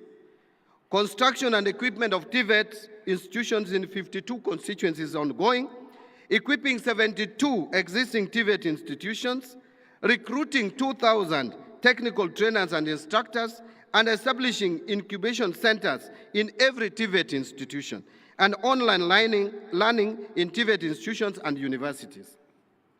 Your Excellency, allow me to highlight a few more issues on devolution as a catalyst for prosperity. By bringing resources, decision-making, and services closer to the people, devolution has opened new pathways for inclusive growth, job creation, and equitable development across all 47 counties. It has enabled previously marginalized areas to access infrastructure, health services, education, and economic opportunities, narrowing the historical inequalities that have long been hindered national cohesion. When effectively managed, devolution becomes an engine that not only drives economic expansion, but also ensures that prosperity is felt in every village, in every town, and every community across our nation. However, in order to continue to achieve this prosperity, public finance management reforms is critical in both levels of government. The National Treasury established the Public Financial Management Reforms Secretariat to coordinate public finance management reforms at both levels of government. The overall objective of the reforms is to achieve a public finance management system that promotes transparency, accountability, equity, fiscal discipline, and efficiency in the management and use of public resources for improved service delivery and economic development. Currently, the Secretariat, through the implementing counties and MDAs, are implementing PFM reform strategy of 2023-2028. Some of the reforms we are advocating and requesting for collaboration from the county governments include compliance with the fiscal responsibility principles as set out in the Public Finance Management Act, Cap 412A, full rollout and implementation of the tariffs and pricing policy, and implementation of the national policy on enhancement of county government's own source revenue. Specifically, on the management of wage bill, the National Treasury has supported the re-engineering of Human Resource Information System Kenya. The system is meant to consolidate human resource data in the public service data and put in place effective wage bill controls. Your Excellency, as I conclude, I would like to appeal to greater collaboration with the county governments and the other stakeholders on the following few areas. Number one, I want to speak to Parliament first. To Parliament on fast-tracking enactment of the County Government's Additional Allocation Act.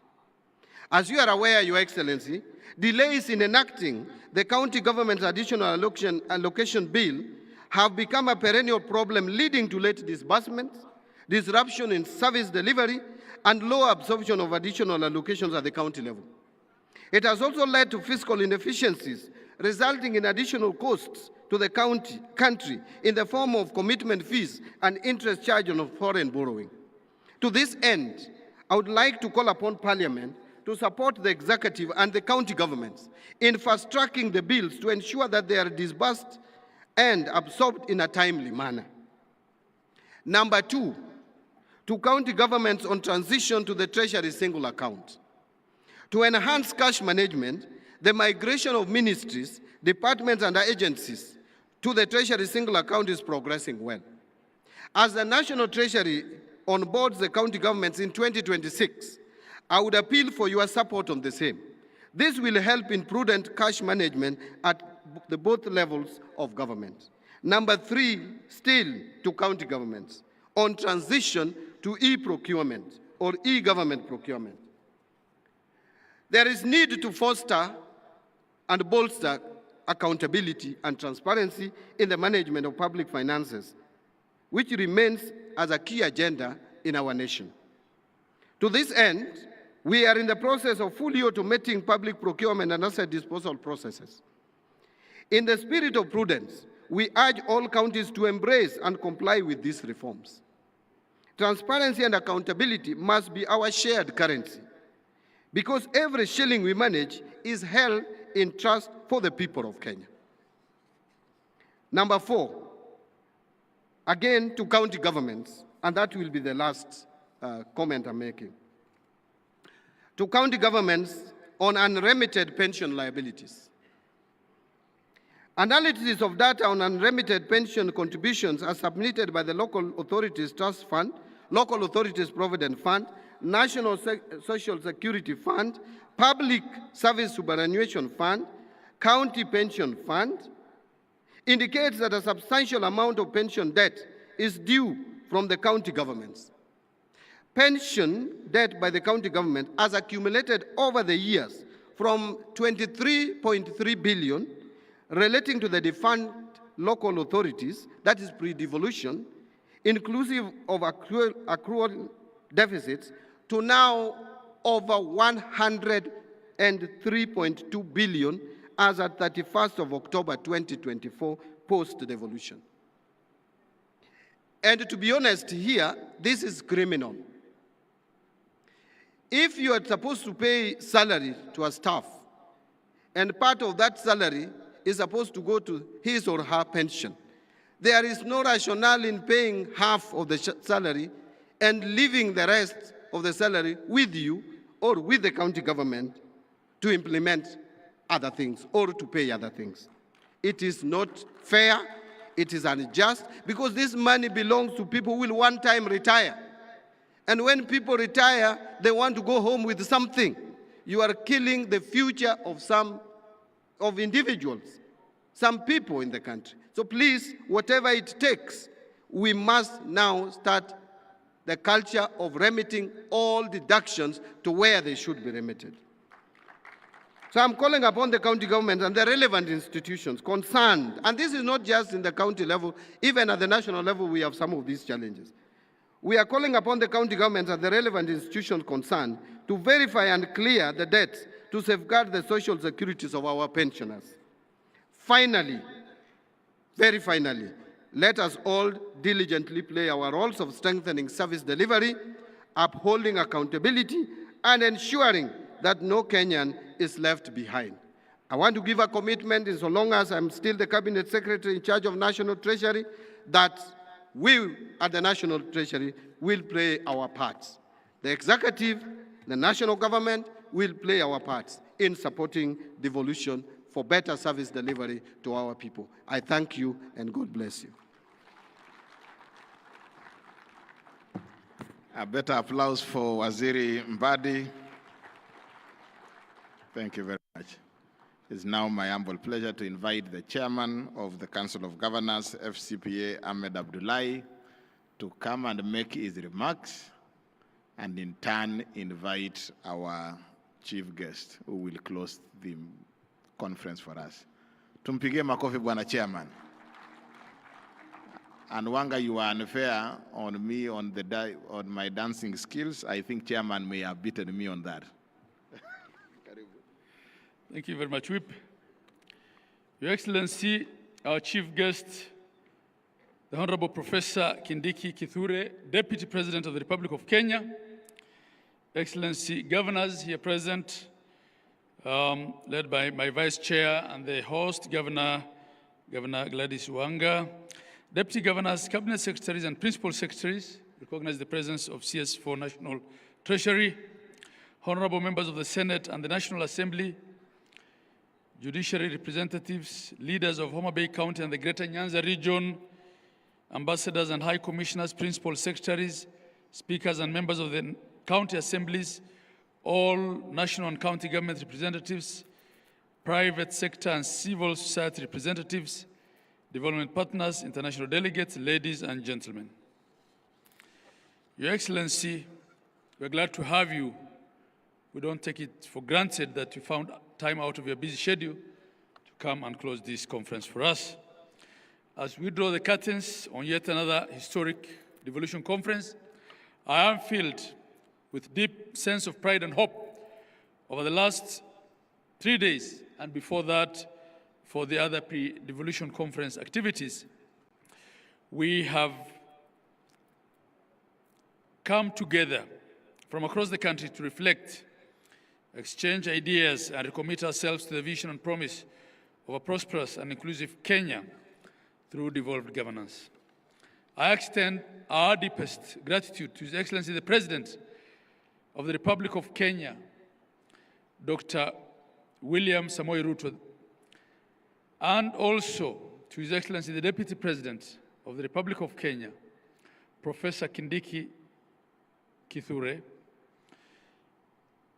and the former Prime Minister and my party leader, the Right Honorable Raila Odinga, and all national and county leaders who have graced us with their presence and actively participated in our discussions.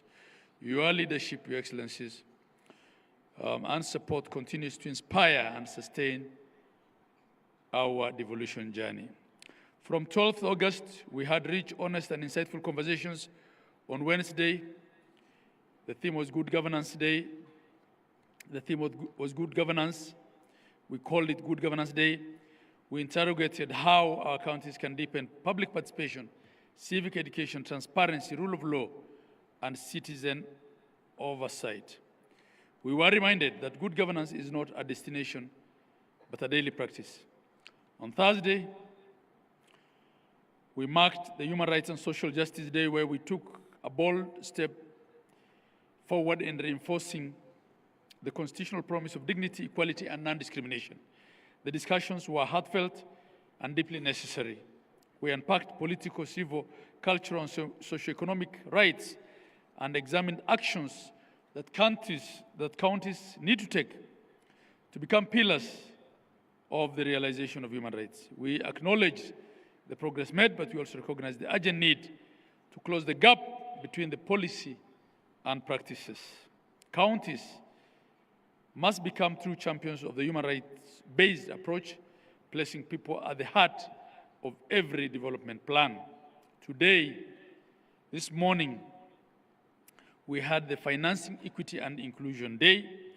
We have been challenged to ask the hard questions: how do we sustainably fund the devolution dream, from exploring how counties can unlock access to finance medium, small, micro enterprises, to tackling matters of equitable division of revenue between the two levels of government. The conversations were solution-driven and enlightening. In addition to the plenum session, the side events played a critical role in enriching our understanding of sector-specific concerns and innovations. These sessions allowed for deep dives and peer learning.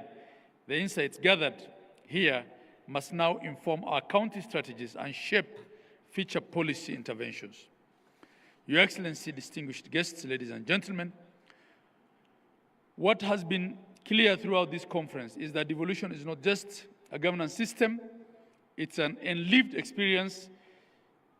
It is our mothers receiving maternity care at local health centers. It is our young entrepreneurs accessing credit for their agribusiness. It is our children accessing the best education. The resolutions we have adopted are not just words on paper. They are a call to action, a call to all of us, as leaders and public servants, the civil society, the private sector, and the Kenyan citizen, to uphold the constitutional spirit of Article 174 and make devolution work in every corner of this republic.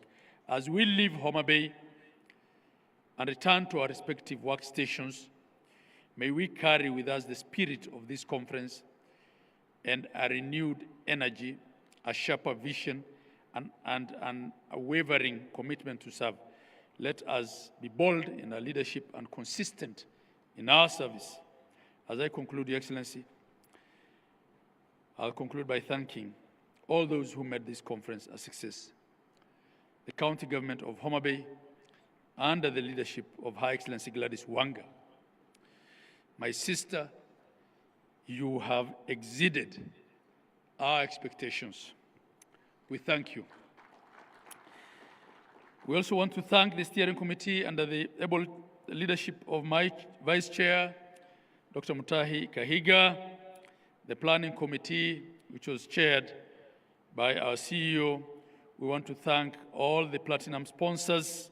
We want to thank all the resource persons, service providers, partners, delegates, civil society organizations, the media, and above all the citizens of Kenya who were participating delegates at this conference. Your engagement and commitments to continue to breathe life into the devolution dream. Your Excellency, just on two issues that were raised by the speaker before me, our brother, the CS Badi. CS Badi, we want to thank you for all the efforts you're making in reducing the time that we take to access funds. There definitely has been an improvement since you came into that role. We don't take it for granted, we appreciate it.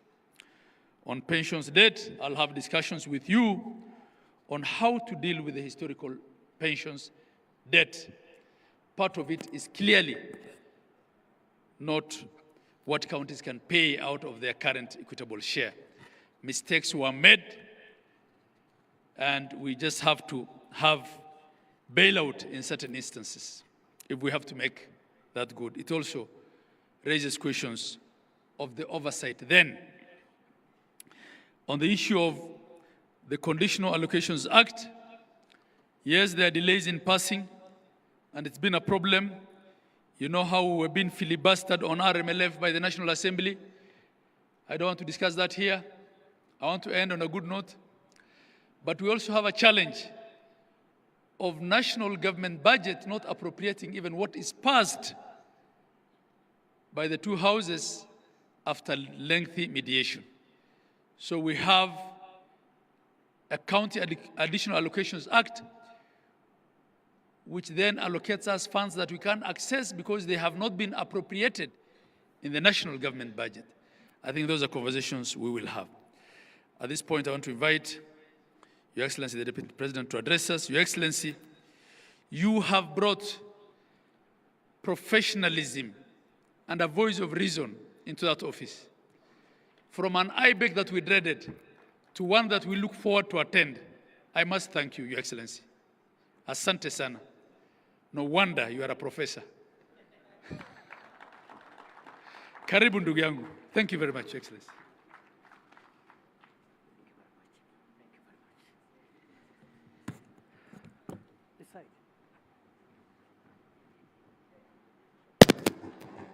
Very much, Chair. I request that we get seated.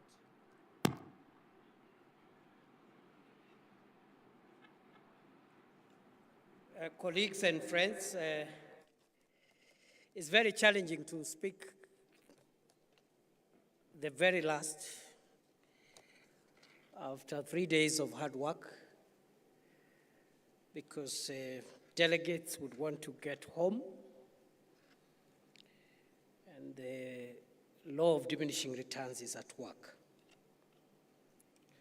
But it's also an opportunity and a benefit, because for the same reason that we all want to get traveling home, concentration capacity is at its lowest, and therefore the last speaker can get away with anything.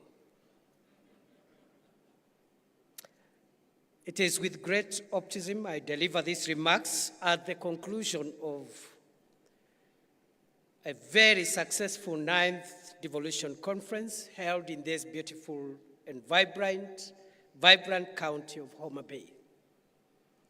I commend the Homa Bay County for once again demonstrating its capacity to host national events with excellence and distinction, having only recently hosted the 2025 Madaraka Day celebrations with remarkable success. The warmth of the people of Homa Bay, the efficiency of the leadership of Homa Bay County, and the flawless logistical arrangements enjoyed here speak volumes about what devolution can achieve. This conference, therefore, comes at an opportune time, resonating with the hopes and dreams of every resident of this county, for its testament to the true spirit of devolution and the vision of equal development and opportunity across the length and breadth of this great Republic of Kenya. Ladies and gentlemen, friends and colleagues, over the past 4 days, the 9th Devolution Conference has served as a critical policy forum, facilitating evidence-based dialogue, peer learning, stakeholder reflection on the trajectory of Kenya's devolution agenda. Participants have rigorously interrogated data, shared subnational innovations, synthesized citizen feedback, and reaffirmed our collective commitment to embedding equity, inclusion, and social justice into the fabric of the devolved government's structure. The 9th Devolution Conference has brought into sharp focus some of the most enduring and structural challenges facing devolution today. Significantly, the deliberations have been grounded in data, participatory evidence, and collaborative results. Additionally, this conference has served as a mechanism of accountability, reaffirming that devolution is more than a constitutional aspiration. It is a practical and developmental instrument for advancing spatial equity, participatory democracy, and transformative service delivery. In so doing, the conference has underscored the future of devolution lies in institutional innovation, shared responsibility, and policy execution that centers on the citizen. The deliberations of this conference were structured under particular themes. The good governance theme reaffirmed a central truth that public participation, civic engagement, social accountability, and fidelity to the rule of law are not just discretionary ideals. The deliberations on human rights and social justice brought into sharp focus the imperative of embedding a rights-based approach within our devolved governance structures. As we bring this year's Devolution Conference to a close, I reaffirm the national government's unwavering commitment to strengthening devolution, because devolution remains our most powerful tool for driving inclusion, equity, and social justice for us prosperous Kenya. I commend the National Treasury for maintaining a strong disbursement performance despite the prevailing fiscal situation. And as the Minister has said, as of end of June 2025, all the disbursements, including the arrears of the previous financial year, have been settled. I encourage continued collaboration of the national and county governments in the execution of key priority projects that we are partnering to deliver. For example, the county aggregation and industrial parks, which remain a critical anchor to the job creation agenda. In the health sector also, through the partnership of both levels of government, Kenya has now enrolled in excess of 25.5 million residents under Taifa Care, administered by the Social Health Authority, SHA. This is a major step towards achieving universal health coverage. The national government will be reaching out to county governments to activate a joint plan to engage our young people in targeted interventions. The young people of Kenya have expressed their reservations with the government's speed and efficiency in executing the agenda for job and income opportunity creation. Tied to these reservations are concerns relating to integrity and transparency and accountability. There is need, therefore, for greater level of engagement with our young people, and I commend this conference for starting the conversations with and involving the young people. And I hope this will be a culture in our country so that going forward we can have regular sessions of engagement across generations, across gender, across other divisions to build a stronger country. Going forward, the youth will play a very important role in Kenya's social transformation. And therefore, we hold them dearly as part of our endeavor to create national solutions for the problems facing our society today. The government does not brush over the concerns raised by young people. Instead, we are committed to securing spaces for dialogue and continuous consultations to ensure that we enhance trust in the institutions of government. And when I say government, it is the two levels of government. This we must do in concert, not in confrontation. Distinguished guests, fellow leaders, friends of devolution, fellow countrymen and friends, allow me to end my remarks by just off the cuff saying that in summary, the things that will underpin our progress as a nation going forward into the 21st century, in my view, the place of young people, the youth of the nation and the youth of this continent will be critical in underwriting and defining our common future. So as we even center devolution on the people and on the citizen, the young person, the youth, for various advantages that they hold against other generations, they will play a very important part in defining our common future. Technology will also play an important part. And finally,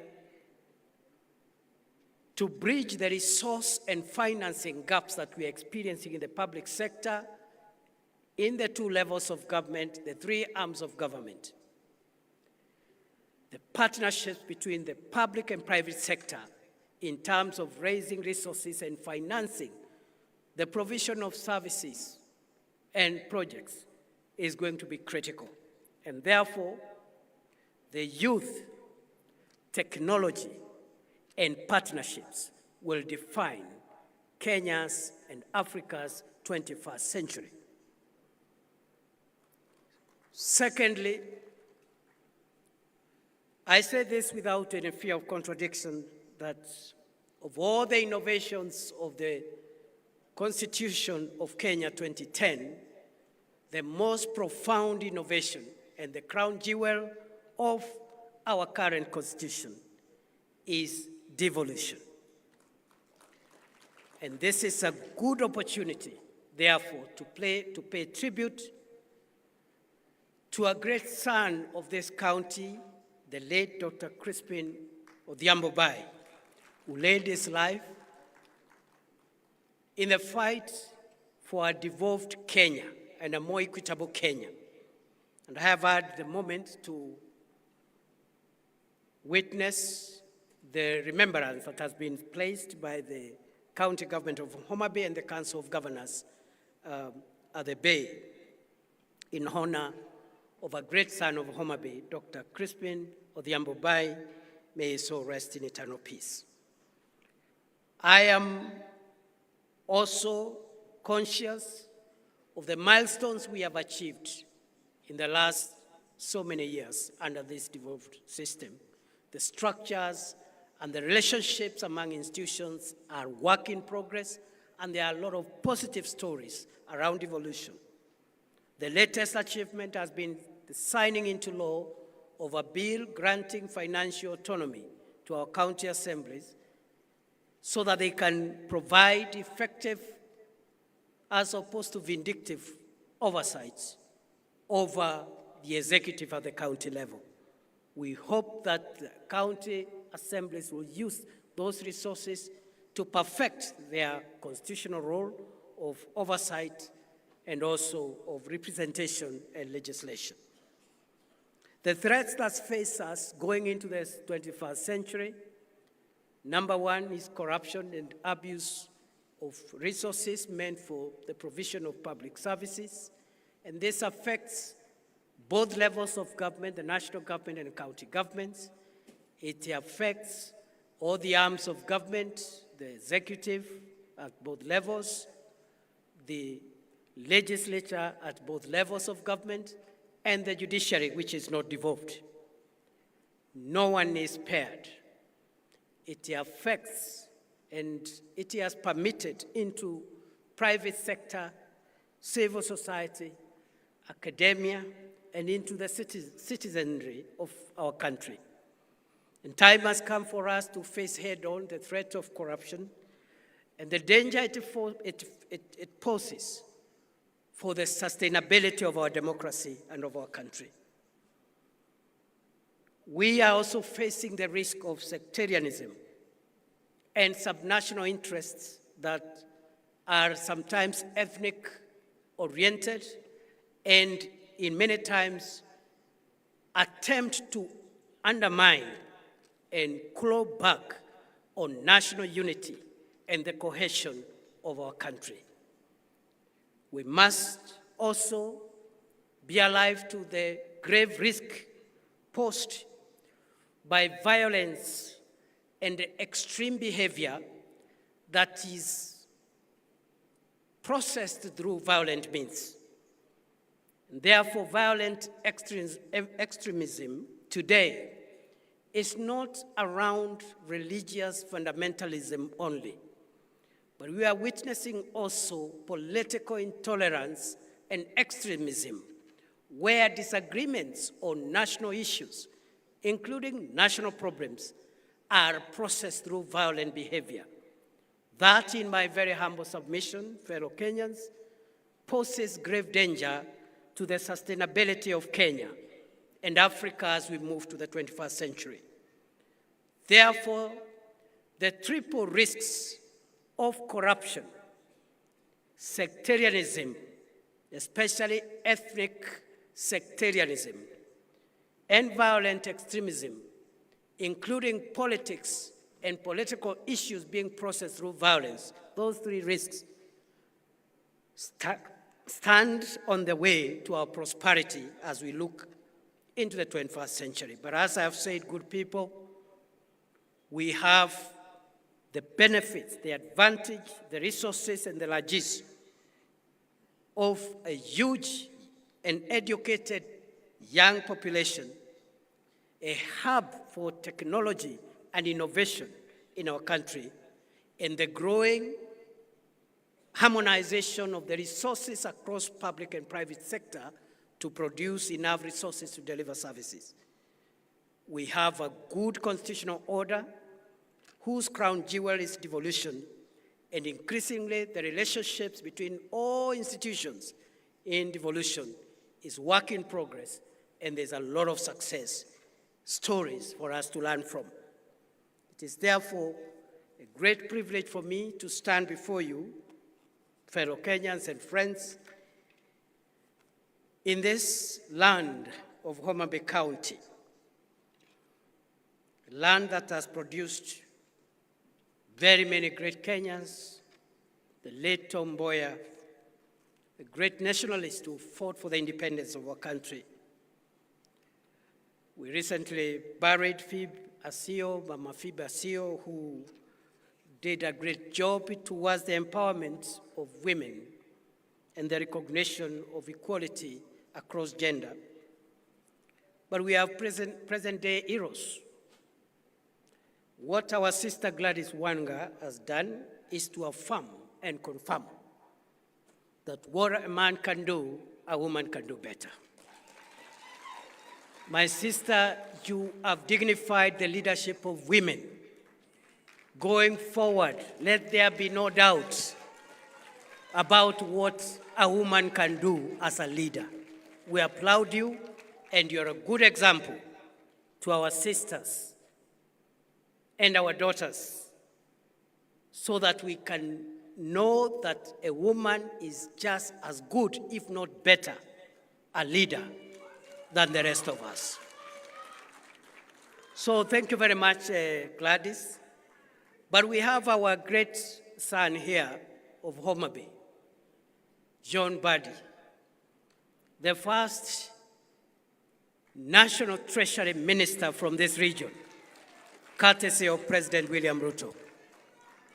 The first National Treasury or Finance Minister from this part of the world and this part of the country, who in a record 1 year has turned around, demystified the National Treasury, simplified the complexities around public finance in the National Treasury. And with the support of the President and the rest of his colleagues, those of us who sit with him in cabinet, John Buddy is on the way, is on the road, in my estimation, of becoming perhaps one of the best finance ministers Kenya has ever had. Thank you, John. You have our support. I know we have other leaders here. My brother, Moses Kajwang, my high school mono of many years, has also done a good job as a young person. He's now a very experienced senator, and he's come out as a very strong and principled leader, very articulate, issue-driven. He's never petty. I salute you, Senator Moses Kajwang. And I think Homa Bay has done very well.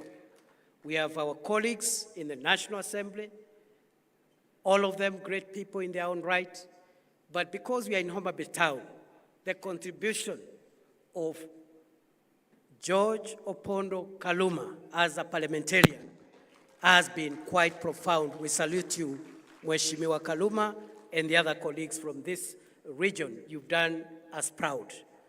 I have many things to say about Homa Bay and the people around here.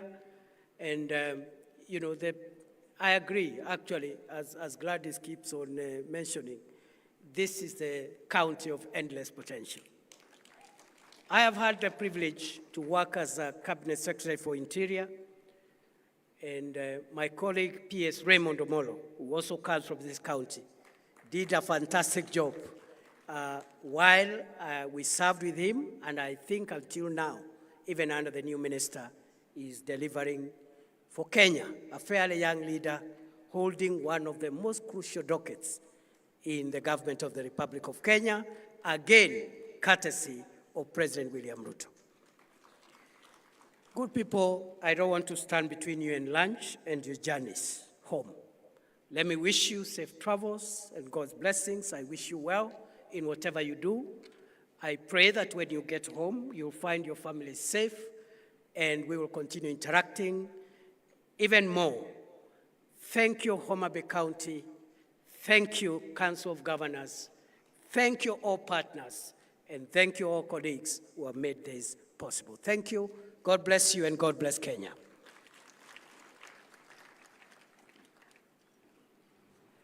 Your Excellency, will kindly request you to remain up on stage as we do the launch. And I am reminded now that the 9th Biennial Devolution Conference is now officially closed. Thank you. Asante sana, Your Excellency. We'll request you to now proceed to launch the model school feeding policy. You'll be accompanied by the chair and the vice chair of the COG, the whip of the council, the host, governor. Plus, I would also like to welcome up on stage Shalom Diku from Food for Education to come and join here. We are going to do a countdown as His Excellency the Deputy President then launches for us the model school feeding policy. You'll help me count down for him from 10 to 1. Your Excellency, you will just press the button when we get to 1. Shall we count from 10, 9, 8, 7, 6, 5, 4, 3, 2, 1, launch. Ladies and gentlemen,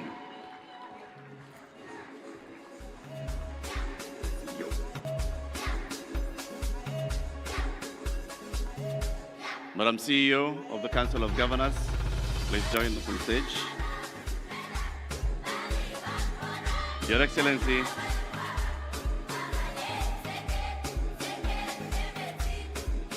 we will take a photo and the distribution of the booklets.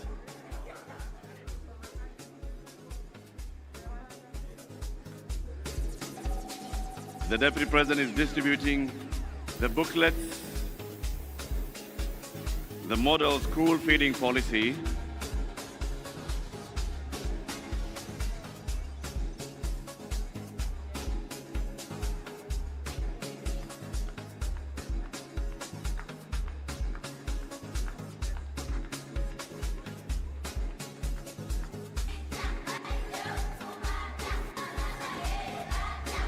there it is. Next up, as we take this photo,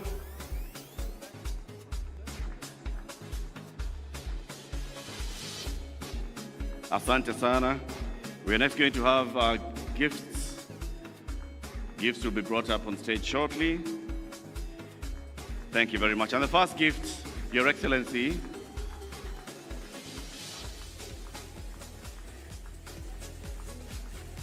the first gift you're about to receive, Your